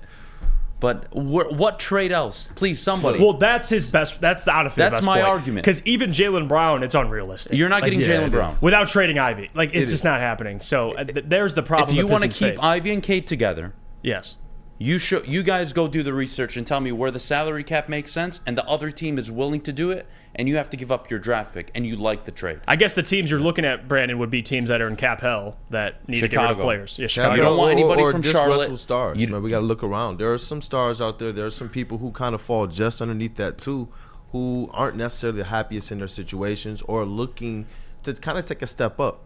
The reason why we got Jeremy Grant in the first place wasn't because he was even falling out with Denver, but because he was looking for an expanded role, and nobody saw that on the way. I know that Troy Weaver has his ears to the ground, and there's stuff that I'm sure he's hearing. I know he knows who's looking for that next step up, who's worth that money, and that's why you get a Troy Weaver. That right there is why you get him, because you're right. When we look at this thing like we have the previous 2 years, it's just like, where is he going to get the free agents? We kept saying, yo, we're going to have to kind of upgrade this Jeremy Grant slot and get somebody in here who can shoot. Then out of nowhere, for like a bag of chips, he brought in Bojan Bogdanovic. When we went into that draft, where he traded for Jeremy Grant, it was like, where did you even get the assets for this? How, like, are you even sure that this is the guy that's going to be worth this money? And he proved honestly worth the money. Though Cade and his development, it kind of stunted that because Jeremy Grant came here to be the number one. K came here and was the number one. So obviously you got to move him off of that. If you bring a guy like that back here, man, and I think that Troy, he's uniquely kind of positioned to do this with his connections throughout the league. This front office, it just has kind of even like legendary agents like Arn Tellem in it. They're talking to everybody. Being at the games this year, we've met them. The different scouts from the different teams are there. They're talking to people. They're being active, the Knicks and such. So I don't discount James Edwards' his reports as well. And when they went through some of those trades, who was it from the Knicks? R.J. Barrett. That one was intriguing as well. But from a high level standpoint, I believe this team, and I feel you, Jeff. I really do. There are some players you can kind of put in here, like a Chris Middleton, like a Jay Crowder. But I feel like they need somebody that's elite, somebody that's high level. Which is fair. And that's where people like DeRozan and honestly, Adam, you might not like it, but Jeremy Grant, where would you place Jeremy Grant as it relates to the top two-way players in the NBA, period? I have an issue with this contract. I think that the contract is something you just live with. I feel like he or a player like him is the reason why you have this money kind of freed up. You sink the money into a Jeremy Grant or a player like that, or even a DeMar DeRozan, and you're able to kind of as long as they know whose team this is, you're able to let these guys kind of get all of the lion's share of the third minutes. Then you're able to go and do what Troy always does and find kind of like 5 or 6 players to kind of fill out the roster, those riding recruiters at the end of it, as well as some of these other kind of middling picks or middling draft picks, the C. Bays, Isaiah Stewarts that are coming lower in the first round. These are things that Troy can do. So if he can get his hands on somebody that made such a big impact like Jeremy Grant, or DeMar DeRozan, Jeremy Grant's going to be able to get a max offer, 4 years, 12, 18 million, something along those lines. That's 6, 7, 8 million more a year than what DeRozan would cost. And it's for 4 years. And you're not moving a $30 million player in the next 4 years. It's not going to fucking happen. I moved $31 Grant's million. Not the vet you have to move, though. He's the vet that if he accepts that role, he's the guy that can honestly kind of grow with this team. Just like we were saying, we want a young coach that can grow with this team. When Jeremy Grant was here the first time, the one thing you heard from all the players is how much he helped them from a professional standpoint on and off the court, and how much that he helped them from a defensive standpoint. When he left, this team's defense cratered to a league worst, like absolute league worst. Only real player we lost from a defensive standpoint was him. What are we going to say? Kelly O was out there playing defense? It was really Jeremy Grant. Cade Cunningham got injured and he was playing defense. His defense is underrated as well. When we get him back, that's going to make a difference. But when you look at the impact that Jeremy Grant made, a lesser Jeremy Grant than the one we saw in Portland, I don't know. If he can come here and keep that three-point shot above 40%, keep that catch-and-shoot three-point high like he had, and continue to kind of play off of high-level guards like he had to in Portland, I feel like it's the best fit for the Detroit Pistons. If we're not talking about, money not being a concern, that's the one that I like. If we're talking about, the money's too much, then yeah, the DeMar DeRozan stuff, I haven't heard, honestly, a more interesting trade idea. To me personally, out of all the ones I've heard, I feel like DeMar DeRozan, if we were going to say, let's draft Scoot, you know what I mean? And we had some concerns about his three-point shooting and we thought we could make that work. Why couldn't you make a NBA vet, an experienced NBA veteran work like DeMar DeRozan? I just look at the roster. Do you agree, Jeff? Yes or no? Marvin Bagley, not a part of this team's future. No, I would agree with that. Bojan Bogdanovic shouldn't be part of this team's future. No. If I can flip those two and remove that $31 million off my books annually and turn it into DeMar DeRozan and save some money while I'm at it, my team gets better. That's the interesting one. I'm only spending 2 years on the guy. Not the end of the world. At 33 years old, he's walking in knowing what his role is. At 29 years old, Jeremy Grant still got some elite years ahead of him. And I don't think he's trying to come and be the third option again. Again, this is why I wanted him traded the first time. I feel like I don't think he's willing to come here. Go ahead. I feel like Chicago would like Killian Hayes. I Good, feel like that's a good. spot I will where they fucking need put a point big guard. old fucking ribbon on the fucking package. I will pay them his contract. I'll do anything. Take him. Be my fucking guest. Be my guest. Looking at it from a basketball fit, that's what I'm saying. Like, the more and more I think about this, it's like, you know what? They need a point guard right now, especially if Lonzo is on the fritz right now. They need someone who can come in and kind of do similar things that he was doing. Just run the point, play aggressive defense. man, Chicago should be somebody that they're definitely looking at. I only looked. You guys can kill me for the fit. You can say this and that, whatever. You go around the league. You go find me the team that's in cap hell and is willing to accept a $20 million contract for Bogdanovich and a $13 million contract almost for Marvin Bagley. You go find me that team. The only one I could find was fucking Chicago, with players that I'm maybe interested in. Charlotte doesn't have anybody. Brooklyn's not giving up anybody. So you guys go do you go find me the team, please. I dare you. Good luck. Jeremy Grant free agency, that'll be an interesting one. I'd be shocked. We can agree Troy's got to get busy. He's going to get busy. He's got to get busy. You're Jeremy Grant. And by the way, Jeremy Grant, an amazing human, by the way. No, seriously, an amazing human. Does so much charity work. He's unbelievable. But Jeremy Grant, real talk. I'm Jeremy Grant, I'm 29 years old. Damian Lillard's not going anywhere. I can re-up and get a max here. I know I'm going to be playing contending-ish basketball. We'll see what the front office does. They have Shaedon Sharpe. Why would I leave Portland to go be asked by Troy Weaver and company, hey, we want you to take 13 shots a game and really be a mentor? And he's 29 years old. He's got 4 prime years left before he takes that role. I just don't see why Jeremy would do it. I don't think that it would be 13 shots a game. I think that he gets more shots per game on this squad. And if you know you have a guy like him and you want to funnel those shots around 3 players, Cade, Ivy, Grant, you make it work. But the reason why he could do it is because in a other universe called the first time he did it, he did that with Denver. He could have re-upped for a lot more money there, and he spurned them. They offered him the same money. They just couldn't offer him the position, the role, the camaraderie, though. Which the is to be a 1. But it was camaraderie. I don't think that he wants to be a 1 at this stage. I mean, everyone has he that wants to desire. be a 2. He wants to be one of the 2 stars on a team. Yeah, and he can't do that in Detroit. But Detroit is one of those cities, one of those franchises where when they win as a squad, and everybody gets that glory. Bro, you look at the rafters.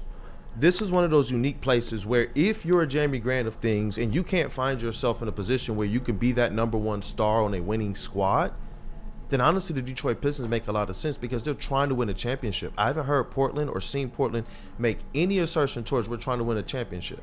Even Chauncey Billups is over there saying, I'm tired of coaching young players. Can I get more vets? The Detroit Pistons are saying, we want to win a championship. This is about being serious right now. And Jeremy Grant is one of those vets who fits both windows. The win, like what they're trying to do right now, and when you have to kind of figure out what the contract is in 3 or 4 years, where they're going to be then and the type of vets that they need at that point in time. And that was one of the reasons why he was intriguing to me. Sink the money in now if you believe he's one of those finishing pieces. He's going to be your defensive hound. He's going to be instantly your best defensive player. And you tell him, I need you every night to guard the best wing. Bro, we got punished by like average wings. You talking about the Kawhis of the world to even like PG just dusting off the kicks to hey, let me just play against the Pistons tonight. It was brutal. They couldn't stop anybody, man. Nobody. So it just intrigues me. If he can keep up some of those support numbers and they can find a way to get him his shots, give him time where Cade and Ivy are getting rest and it's kind of Grant. And I'm going to tell people this. Go back and look at that second half after the All-Star break. Look at the offense that Grant and Cade ran. They worked. It was when he started deferring that it started working. It was when he deferred. That's the key. But he's going to defer twice now. That's the problem. They got Ivy's the Trump piece here. Yeah. Ivy looked like I hate doing this with player comps, but he looked like D Wade. That was the comp year 1. I'm sorry. I will wait 2 years for that. Why would I give you a 4-year contract to interrupt it? And then you'd still be on the books in 2 years, and then I have to re-up Cade. I probably have to give a new contract to Isaiah Stewart. Tom Gores, I'm sure, will pay the luxury tax. Yeah. But if I'm going to contend in 5 years and be in the Eastern Conference Finals, it's going to be because of Cade Ivy, not because of DeRozan, not because of Jeremy Grant. So that's just my thing, but appreciate it, Brandon. Brandon, you're the man. Appreciate you, man. You and Rod are the best. Check out Woodward Pistons weekly. Woodward Pistons on YouTube. Check it out. All right. Tons of content coming up. I love it. Yes, I love sir. it. Appreciate you, Brandon. Let's take a break. When we get back, Gabby's back in the seat, and we'll go through Lions, OTAs, what her biggest takeaways were, along with the offense struggling, Jamison Williams. We'll get to all that next. But before we go, Jeff, our good friends over at Big Boy. Let me tell you about them. Big Boy Strawberry Fest is back. Try classic breakfast items like some strawberry hotcakes or mouth-watering red velvet waffles. But if you're not feeling breakfast, you could try the strawberry bacon chicken wrap or cool off with their refreshing summer splash salad. Try it all, dessert included, at Big Boy. Introducing the Planet Fitness Guide to getting that post-workout glow. Step 1. What's your why?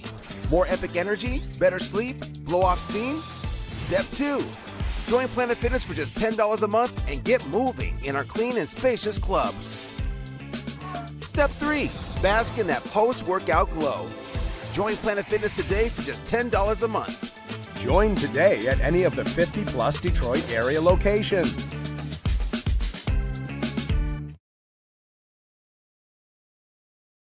All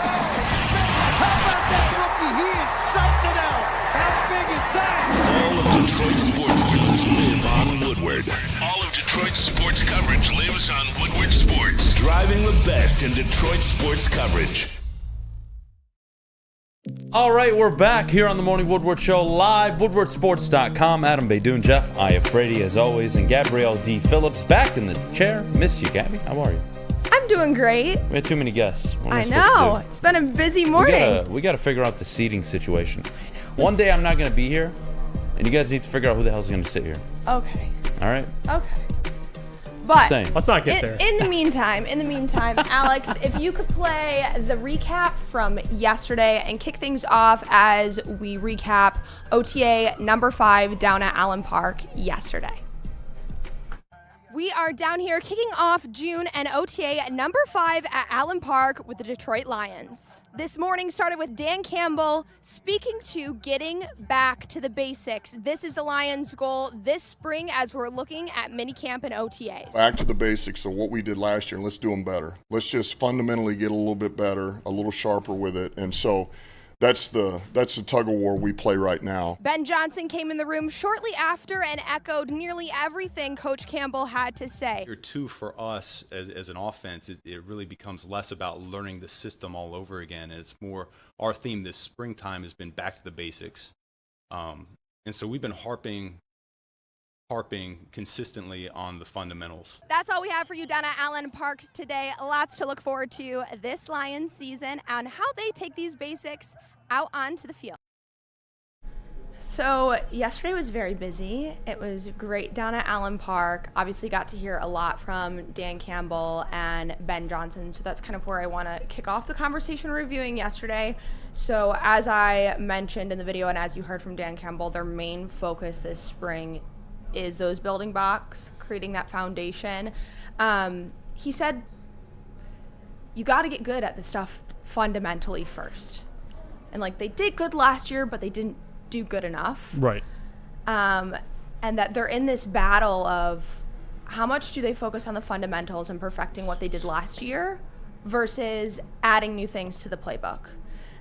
So they're finding that balance, and then Ben Johnson spoke a little bit more to that, saying that, you know, they're going to focus on the fundamentals right now, especially in the spring, and then you may see them implement some new work once training camp comes around. But until then, focusing on the fundamentals, which I believe they need to do, as we kind of have seen with the offense struggling yesterday. I think there's nothing I love more than coaches that demand everything out of players. Perfection. Whether or not they're elite, top 3, I don't care about the ranking, but coaches that demand excellence every rep of practice is one of my favorite things. And almost always, not always, I mean there are examples where it doesn't work, but you know, those coaches typically find more success than the ones that don't do it. So I love what I'm hearing and seeing out of camp from Gabby, Broder, all the reports they're doing.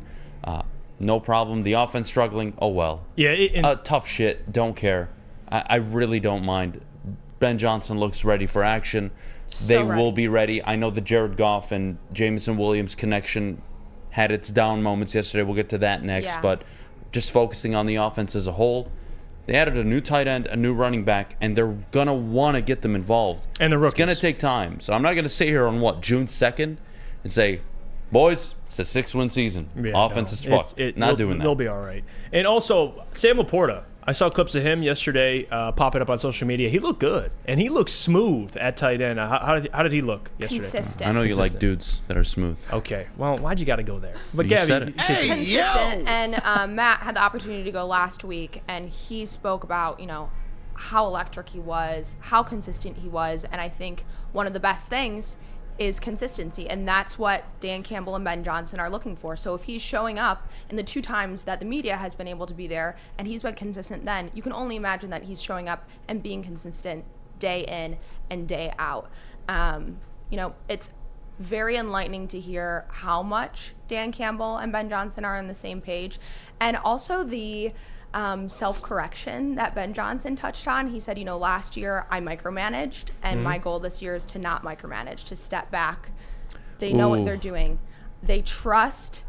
Step back, maybe not the right word. That's me paraphrasing. Okay. So, but that he has to trust more was his words. I like that. He has to trust more. They know his language, and now he has to trust. They have to earn his trust. Is that a better way of saying it? Sure. Is that fair? Because I think it matters. I think you should micro when you're an OC and you have a very complex offense, and you now have 2 rookies being added, and you're trying to get everybody on the same page. But exactly. I don't mind it. But in terms of the players that have been working with him, they're all on the same page. And who better to have at quarterback than Jared Goff, who pretty much knows his offense like the back of his hand. And Sam Laporta brought this up. I don't know if it was probably a week or 2 ago, last time you guys were there, but he talked about how he made some mistakes initially, and the coaches were on his ass about it.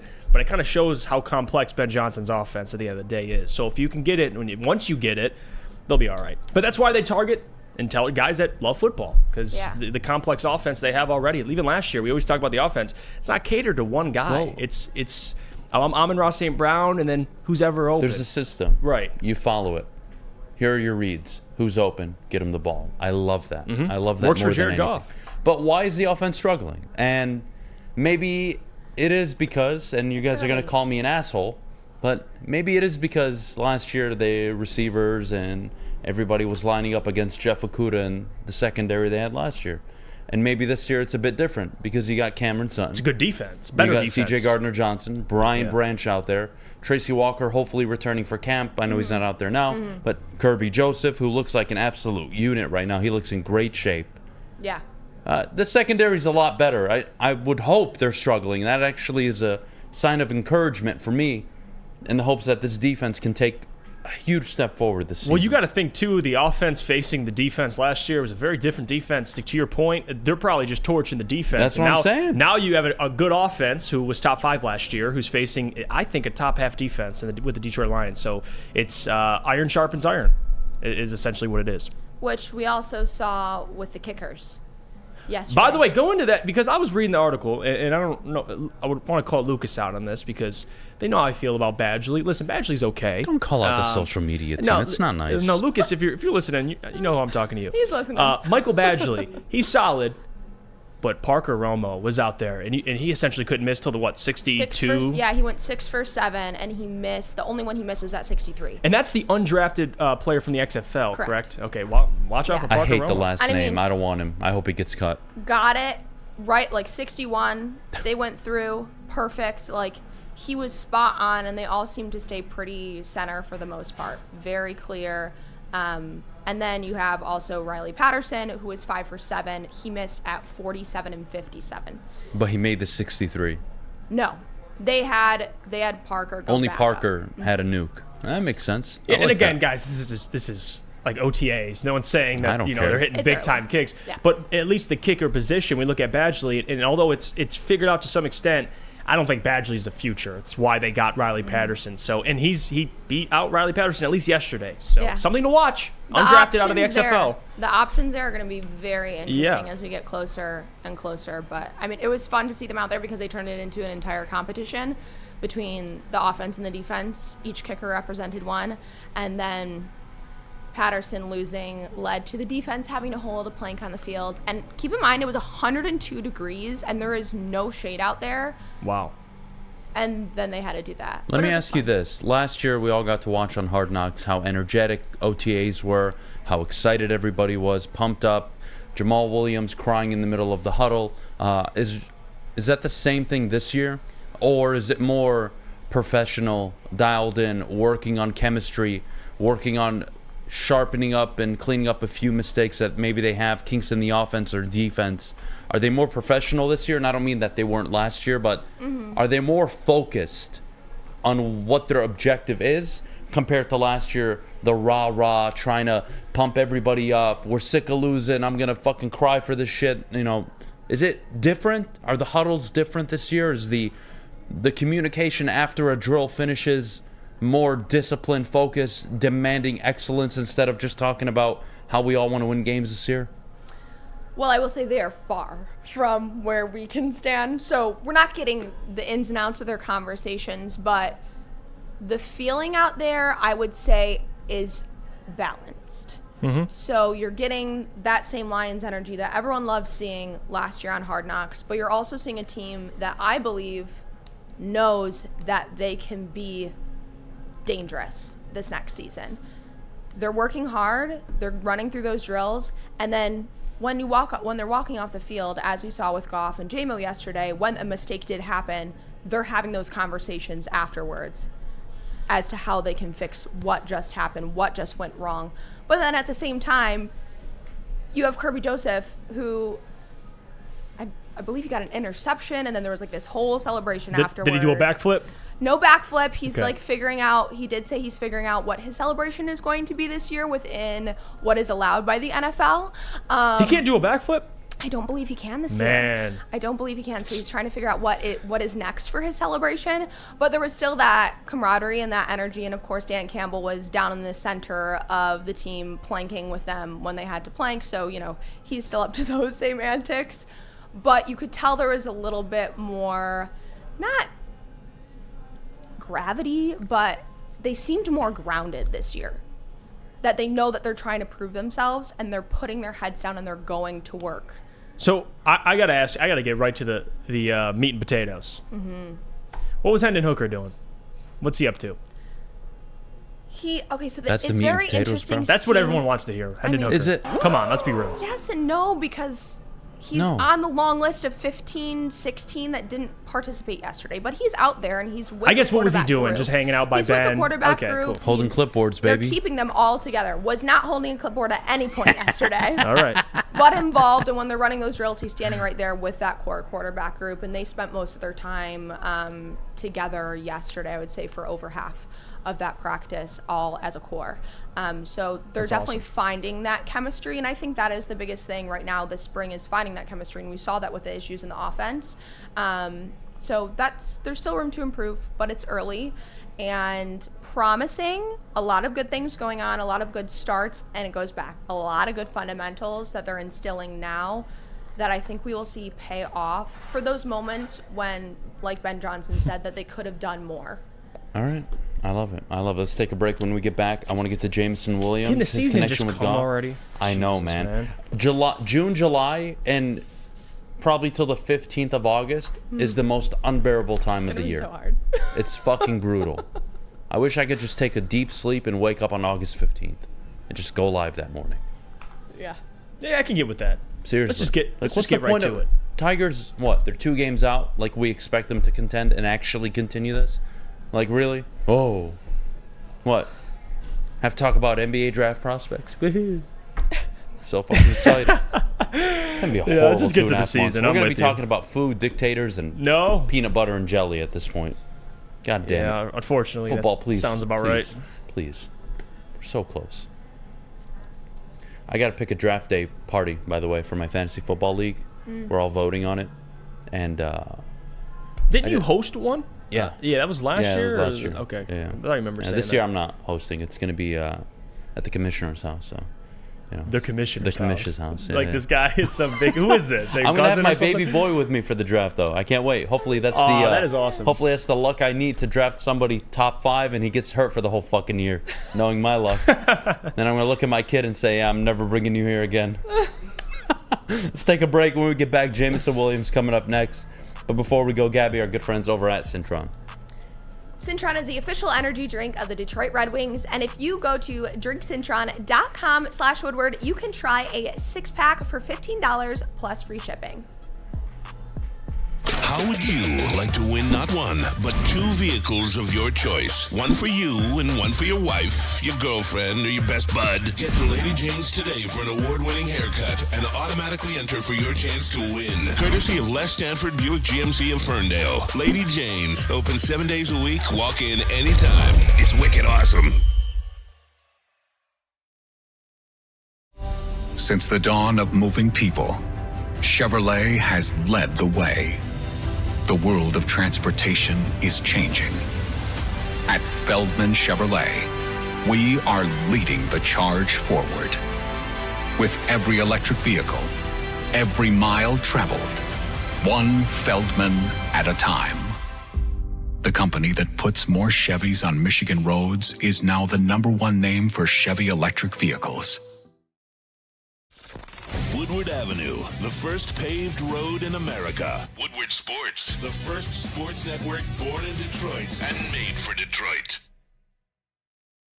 Welcome back to the Morning Woodward Show here at woodwardsports.com, and thanks for tuning in.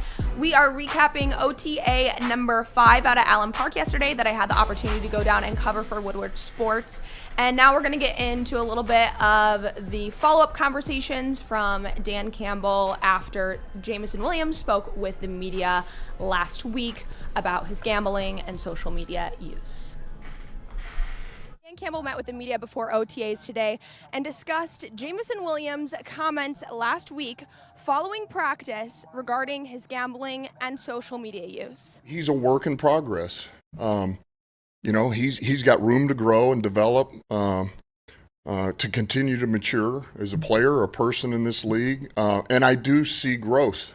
I see growth, and that's what all you can ask for. So there you have it. Dan Campbell has, I think, put a nice bow on the conversations about JMO and his gambling and mainly his social media use. I think that was more where he led with the conversation that he does not believe that there were bad intentions behind Yeah, but it. who gives a damn? Like, That's why what is this he's still saying. a conversation? The guy's suspended. There's nothing you can do about it. Yeah. Like, just move on. He'll Yeah. be back in 6 games. He knows what he even didn't he address this at the last OTA at the practice? He addressed the media and everything. Yeah, so Dan Campbell was following up from that. I think it was necessary for him to follow up. I mean, it's like rehashing, Right. and you can tell that he's had enough of it because there were the initial conversations about it, and then someone brought it back up later, asking questions via the media, and he was over it. He was like, "You're going back to the gambling. You're going back to the gambling." Yeah, like, what can he do? Like, didn't he apologize when he talked to the media? He's like, "I never meant this. I Yes. didn't want to hurt the team." He apologized for it. Like, what do we have? Look, to be fair, okay, one, they're sports journalists doing their job. Yes, you may not like that. After all this time, they're now bringing it up, and now Dan Campbell's speaking on it. But at the end of the day, that's 6 games. Those 6 games may decide whether or not you win the division this year. Mm-hmm. We all think they're the favorites. We all believe they're going to do it. But what if those first 6 games are 1-5 or 2-4, and then you have to play catch up like you did last year? And it is because you're missing James. I don't expect that to be the case. Right. Don't get me wrong, but I'm just saying. So yeah, I think Dan Campbell should be annoyed. But I don't think from the question. I think from the situation. I bet behind closed doors, he's more upset with the situation than him having to be asked about it. Easily. No doubt in my mind. But let's get to Jared Goff and Jameson Williams' connection. Yes. Sloppy. Yes. Route running not as maybe efficient or as precise as it should be. And Jared Goff showed some frustrations yesterday, which is fine. I don't think it's the end of the Their world. timing But is just off. But that's it's what so OTAs early. are for. That's what this is for. Yeah. That's what OTAs are for. It's not anything to get worried about. That's what pre-show meetings are for when you do a goddamn show. Guys, here's the rundown. Here's what we're talking about. That way Jeff doesn't show up. Oh, what are we talking about there, guys? Oh. That's the point. So And- everybody's on the same fucking page. Exactly. And Dan Campbell Everything's touched on gonna be this during the press fine. conference before as well, and he said they know where they stand with each other. They're fine. Like, they know where they stand with each other. It's not a contention that he feels is a thing that's happening. So I don't believe that him liking the tweets is the reason that their chemistry is not fully clicking on the field right now. The two are not correlated. It just happens that he likes some tweets that have came out in the media, and their chemistry is not clicking at the moment. But I think what you do have to look at is the fact that when there were moments where they clearly were not clicking, they spoke afterwards. Right. And they addressed it. And yes, Jared Goff got frustrated and threw his hands up. It's going to happen. He should. But then he walked Fucker over be to in him the right and position. they talked about, this is where you should have been. Yes. And that's Good. what you have to do. Grill And him. that's part of JMO That's learning. chemistry. Yeah, that's part of JMO learning. I don't have an issue. I actually love my quarterback doing that. Yeah. If Jared's going to call JMO out and hold him accountable, that's fair. Now, if JMO can take the criticism, which I'm assuming he did, then yeah, everything's all right. This is normal. This happens across the NFL. JMO was coached by Nick Saban. I think he can handle Jared Yeah, Goff. yeah, Nick Saban. Yeah, Like, it'll be all honestly, right. I get it. Dead time of the year. Nothing happened yesterday. No. I have no. I want his ass chewed out. Good. Run the route more precisely. Run the full 7 yards and then cut. Don't fucking cut it short at 6.5 or do it too late. Right. Do it exactly at 7 so I know where you're going to be. So in the back of my head, if I read coverage and I'm not looking to your side and I know something's happening. You know where he's going to be. I know where you're going to be. I know what's not going to be there. So I can throw you the goddamn football. So fucking be there. Anyways. They're all focusing on his leadership. Sounds personal. I got really Sounds frustrated. like when you I don't play know why. quarterback. All right. I got really frustrated. No, because I get it. It's frustrating. Yeah, you man. understand. When you're trying to develop chemistry, it's not just about I throw you the ball and you catch it. It's I'm going to release the ball at a certain moment, and you need to be ready for it. Because if you're going to run, let's say, a comeback route, you better run the full 15 yards and put your foot in the ground. And by the time you're at the 13 or 14-yard mark, I'm going to release that Yeah, football. the ball's already in the air. It's already out. Right. So by the time you put your foot in the ground, your head better snap back and hands better be ready because that ball's going to be there. That's chemistry. That's what you're doing in OTAs. And you're building that so when the time comes and you know what, you have a 3rd and 12. Tough situation on the road. Division game. You got to make a play. Someone's got to make a play. It's not going to be because Ben Johnson is a genius. It's going to be because you have enough trust. That's why Josh Reynolds made big plays last year. Khalif Raymond made some plays last year.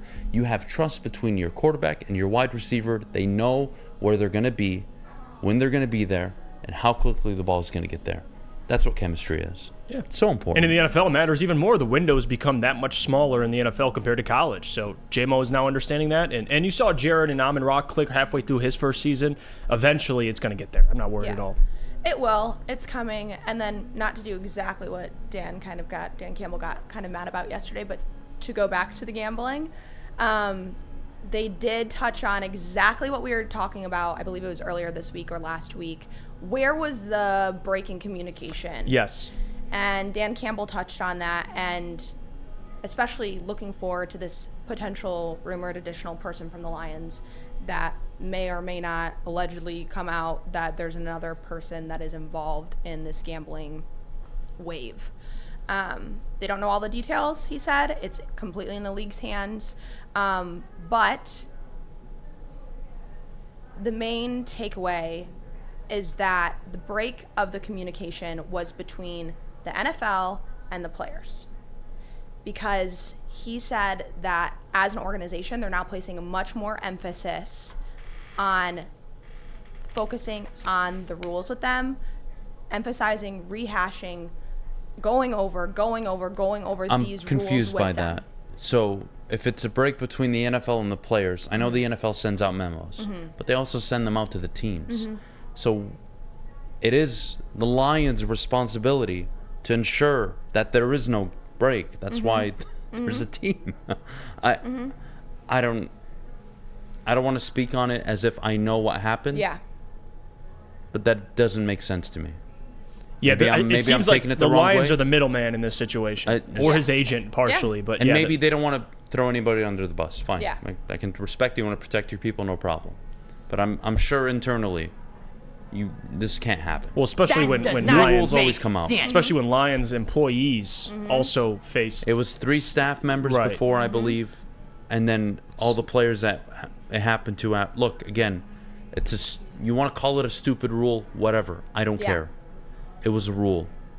If the break was between the NFL and the players, why did it only happen to the Lions? And again, I defended the Lions. They've been one of the best teams in terms of compliance in my lifetime. Right. They may not have been the winning organization, but in terms of, PR and in terms of communication and holding themselves inside of the building at least to a certain standard and never having these issues. When have you ever seen the Lions in the news for this? Never. Yeah. So I think it's, I don't buy much into what Dan Campbell said. I think the team plays a big role, maybe bigger than he even wants to acknowledge, but it's Well, fine. I think the main takeaway is that they are going to be placing much more emphasis on this internally as a team rather than just leaving it in the hands of the NFL. That's great to hear. I'm shocked that that's the answer now. That should have been the answer a year ago when Calvin Ridley got suspended. Every team got a memo, and every team should have doubled down. Everybody knew the rules. It's on the teams. I'm sorry. It's not on the league office and Roger Goodell. Their job is to send the memo. Your job is to enforce it. Right. Especially when The NFL changes the rules for special teams. Yeah. All of you go figure out what that means for your special teams. It's not on us. Especially when 3 other Lions players were suspended: Quintez, C.J. Moore, and Berryhill. Yeah, Stanley Berryhill. Yep. And then also staff included. So it's not just JMO. They had more players suspended than any other team in the NFL this year. So I want to know what other teams are struggling with it as much as the Lions have in the last 6 months. Right. There isn't one. So, again, I'm not trying to be a dick here, but they messed up. They messed up in some way, shape, or form. How? I hope they clean it up. I hope they figure out where the drop in communication was, and they fix it. Great. But for my lifetime, they've always been good about this, so I'm not going to sit here and drop the hammer on them. And after 6 games, if the Lions are winning games and he comes back and he plays well, no one will care about this. All right. But if things go the opposite way, of course, this will be a conversation. Let's take a break. When we get back, trivia time. Gabby, I'm so nervous. Oh, jeez. But before we go, Jeff, our good friends over at Swiss Insurance. Well, we talk about Swiss Insurance. You need a reliable insurance. And why not Swiss? Draft a company that will give you the most cost-effective plan and protect you. Email Swiss Insurance today, mark@swissins.com. That's mark@swissins.com. Or go to www.swissins.com for more information.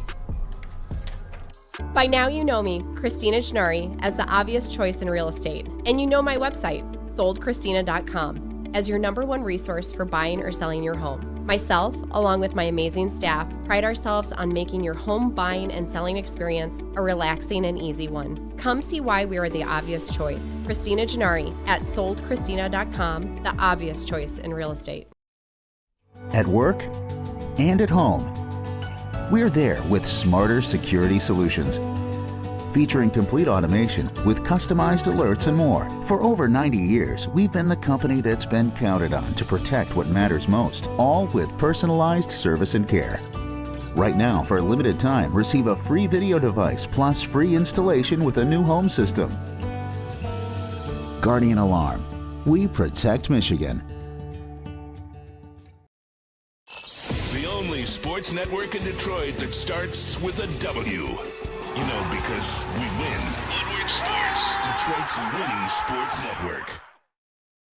How would you like to see famous athletes like Jim Harbaugh, Braylon Edwards, and Darren McCarty golf alongside some average Joes? Well, thanks to Randy Wise Automotive and Woodward Sports, you are now going to be able to see just that. Episodes coming to woodwardsports.com. Make the wise choice and choose Randy Wise. Oh, yeah, baby. We're back. Trivia time, Gabby. Let's do it. I'm nervous. All right. Hit me. So, do you know the event that is happening in Detroit this weekend?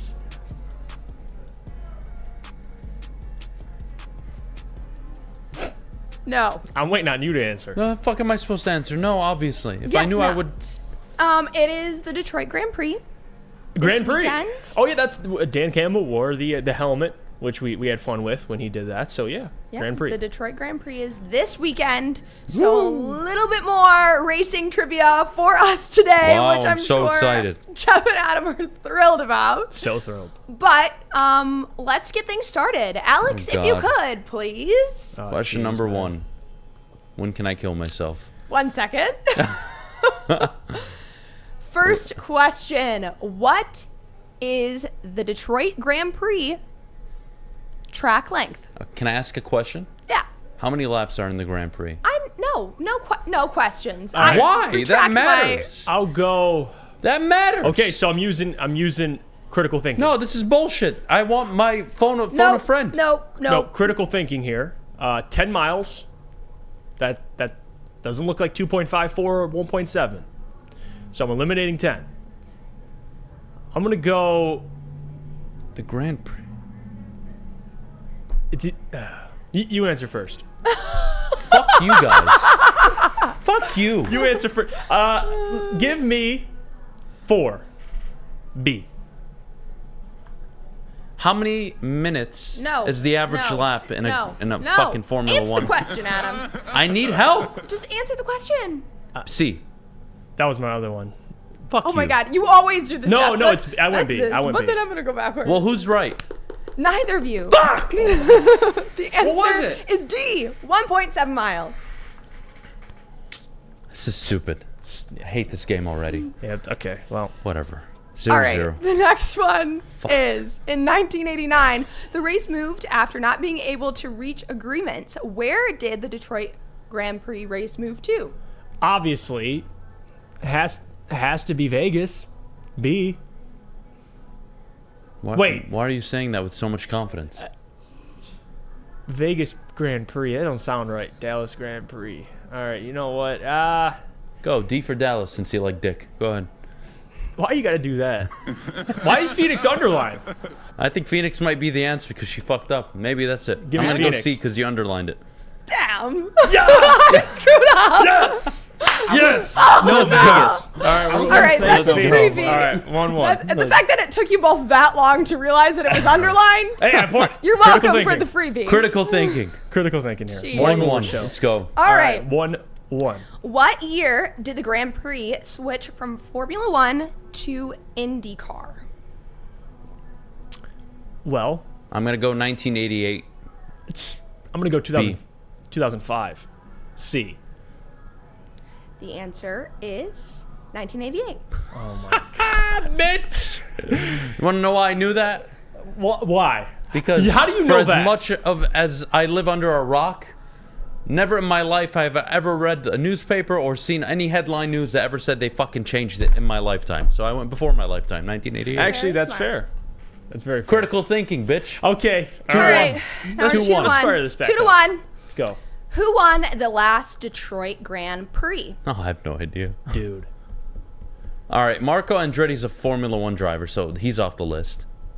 All right, Will Power's a hockey player, I'm pretty sure. Alexander Rossi is a Formula One driver. We're gonna go with Scott Dixon. D. JB's shaking his head. Am I wrong? Fuck you, JB. Give me. I'll go B. Just so you know, Andretti is a Grand Prix driver, Oh, okay. so that's incorrect. Well, isn't he really good? Yeah. Yeah. But no. C is the answer. I was close. The I'm only still reason- winning. The only 2-1. reason I know the answer to that question because I was at the Detroit No, Grand of course. Prix. last Why don't year. you like do something like this? Fucking give me a hint. Give me the No, letter. don't do it, JB. The hell, JB? So it's 2-1. The fuck? 2-1, Adam. All right. 2-1. Let's keep it up. Adam. All right. Next question. Should have put Luigi on there. This year, this year will be the first year since blank that the race will be held in downtown Detroit. Wait. This year will be the first year since blank This is that the race will be held downtown. I smell a trick question here. It's a straightforward question, bro. What are you talking Hold on. about? 2020?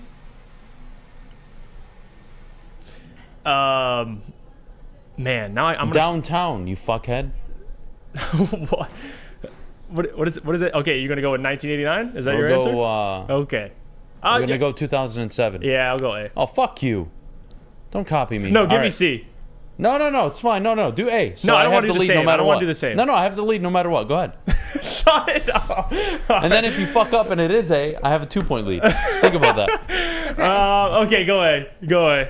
I'm rolling with him. The answer is, if I can pull it up, 2007. Okay. All right. Oh, see, you almost So I'm fucked up. only one, All right. only one behind. I'm crushing right now. I got 3 right so 3 far. to 2. Dang. All right. All right. This is the last question. Oh, you can't gentlemen. win, bitch. I'm tying it. Let's go. You're not tying You gotta shit. do a tie. We gotta do some sort of tie. I'm just gonna answer your answer. Oh, damn. ass. Think about that. I gotta come up with You rules ass. for these. Okay, last question. What is the official name of the Detroit Grand Prix? C. The Rocket Mortgage Detroit Grand Prix. Ford. Okay, it's not B. It's not D. It's either Chevy or Rocket. Chevy's broke as fuck. I'm gonna go Rocket Mortgage. He's doing it. Guys, I don't know if you can see from where you're looking, but the Chevy logo is literally behind in Go the back. photo behind it. Oh, we're fucking stupid. Literally right above Rocket Well- Mortgage. It has Oh, the shit, Chevy that's logo. right. You know what? Now that I think about it, give me A. No. All right, it's over. Well, Fair. You I won. won. and 3-2. Bitch. the winner is Adam. Damn it. Congratulations, Oh, you got a graphic. Adam! Oh, yeah, baby. How do you have a graphic? Get fucked. Get fucked. Get fucked. This guy got his own. Enjoy it. Yeah, he got his own Enjoy graphic. I think you need to do like a winner's lap around Oh the my desk. God. Winner's No. lap around the desk. No, it's a Adam. mile around come the on, fucking- Come on, 1.7 miles. 1.7 miles. What? This guy. Suck my dick. So he won. When Adam wins, he gets a graphic. This guy. Adam is the winner. Congratulations. Unstoppable. But I think once again, Trivia we've all is my failed. middle name, bitch. You took it out last week. Technicality doesn't count. Technicality. Technicality. Oh my god. I don't know about that, but I think in all, we've all lost once. Never lost. All right. When well, we the get Detroit back, Grand Prix is this weekend for all those that are interested. Yeah, Sunday, great whoever's activities, gonna watch, I free hope you get a admission to life. the public, all in downtown Detroit. enjoy, all of you, including JB. Are you going, JB? Are you going? I am not going this year. Oh, okay. No. All right, we'll take a break. When we get back, mailbag time. Get all your questions ready Friday in the chat. mailbag. Jeff and I will answer them along with Gabby. We'll be right back. But before we do, I don't got to say shit, actually. We're out. Big Boy Strawberry Fest has officially arrived, and we're here to show you the very best flavors of the season. Satisfy your sweet tooth with our deep fried vanilla Oreos, strawberry hot fudge cake, and a slice of our classic strawberry pie.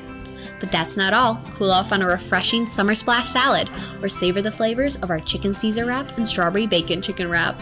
And for breakfast lovers, don't miss out on our strawberry hotcakes or our mouth-watering red velvet waffle. Strawberry Fest is something for everyone. Celebrate the sweet season with us at Big Boy. Love Woodward Sports? Love wearing clothes? Then you should be wearing Woodward Sports clothes. Check out our full line of merch at woodwardsports.com. Just click on shop. We have all your favorite designs, like Dan Campbell kneecaps, Woodward golf, and of course, our own logoed out merchandise. Men, women, infants, kids all love Woodward Sports. Impress your friends. Impress your boss. Impress your dog. Buy Woodward Sports merch today.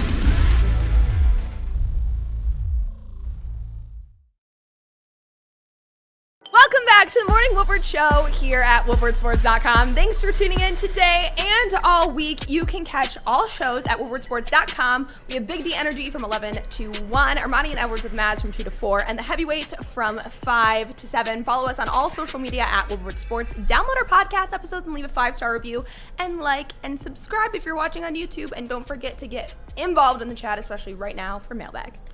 Jesse drops the best one right off the bat. Mailbag, which of these pairs will have more touchdowns? Montgomery and Gibbs, St. Brown and Laporta.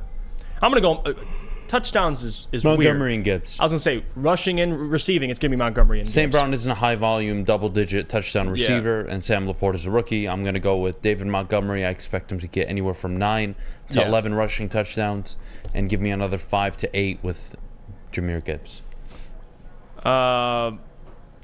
Let's see. Tim asked Mailbag, are you concerned we don't have a big wide receiver target like Chark this season? No, I'm not concerned at all. Adam, what city is MIS located in? The fuck is that? MIS? What is that, like a fucking agency? Why are you looking at me like that? What? Fucking say it. MIS. Something. Miss? It's something International Speedway, I think. Oh, Michigan International. Okay. Is it Michigan? I don't. Yeah, good for okay. you. Yeah. Good for you, you fucking asshole. See, Brooklyn, Michigan. critical thinking. All right. Adam, if Genghis Khan was the GM of the 5 points for Pistons, Gabby. who would he trade first? If Killian Genghis- Hayes. Killian Hayes would be traded first if Genghis Khan was in charge. He would probably. Well, we're not going to say that, though. Yeah, never All mind. right. I don't even want to go into that.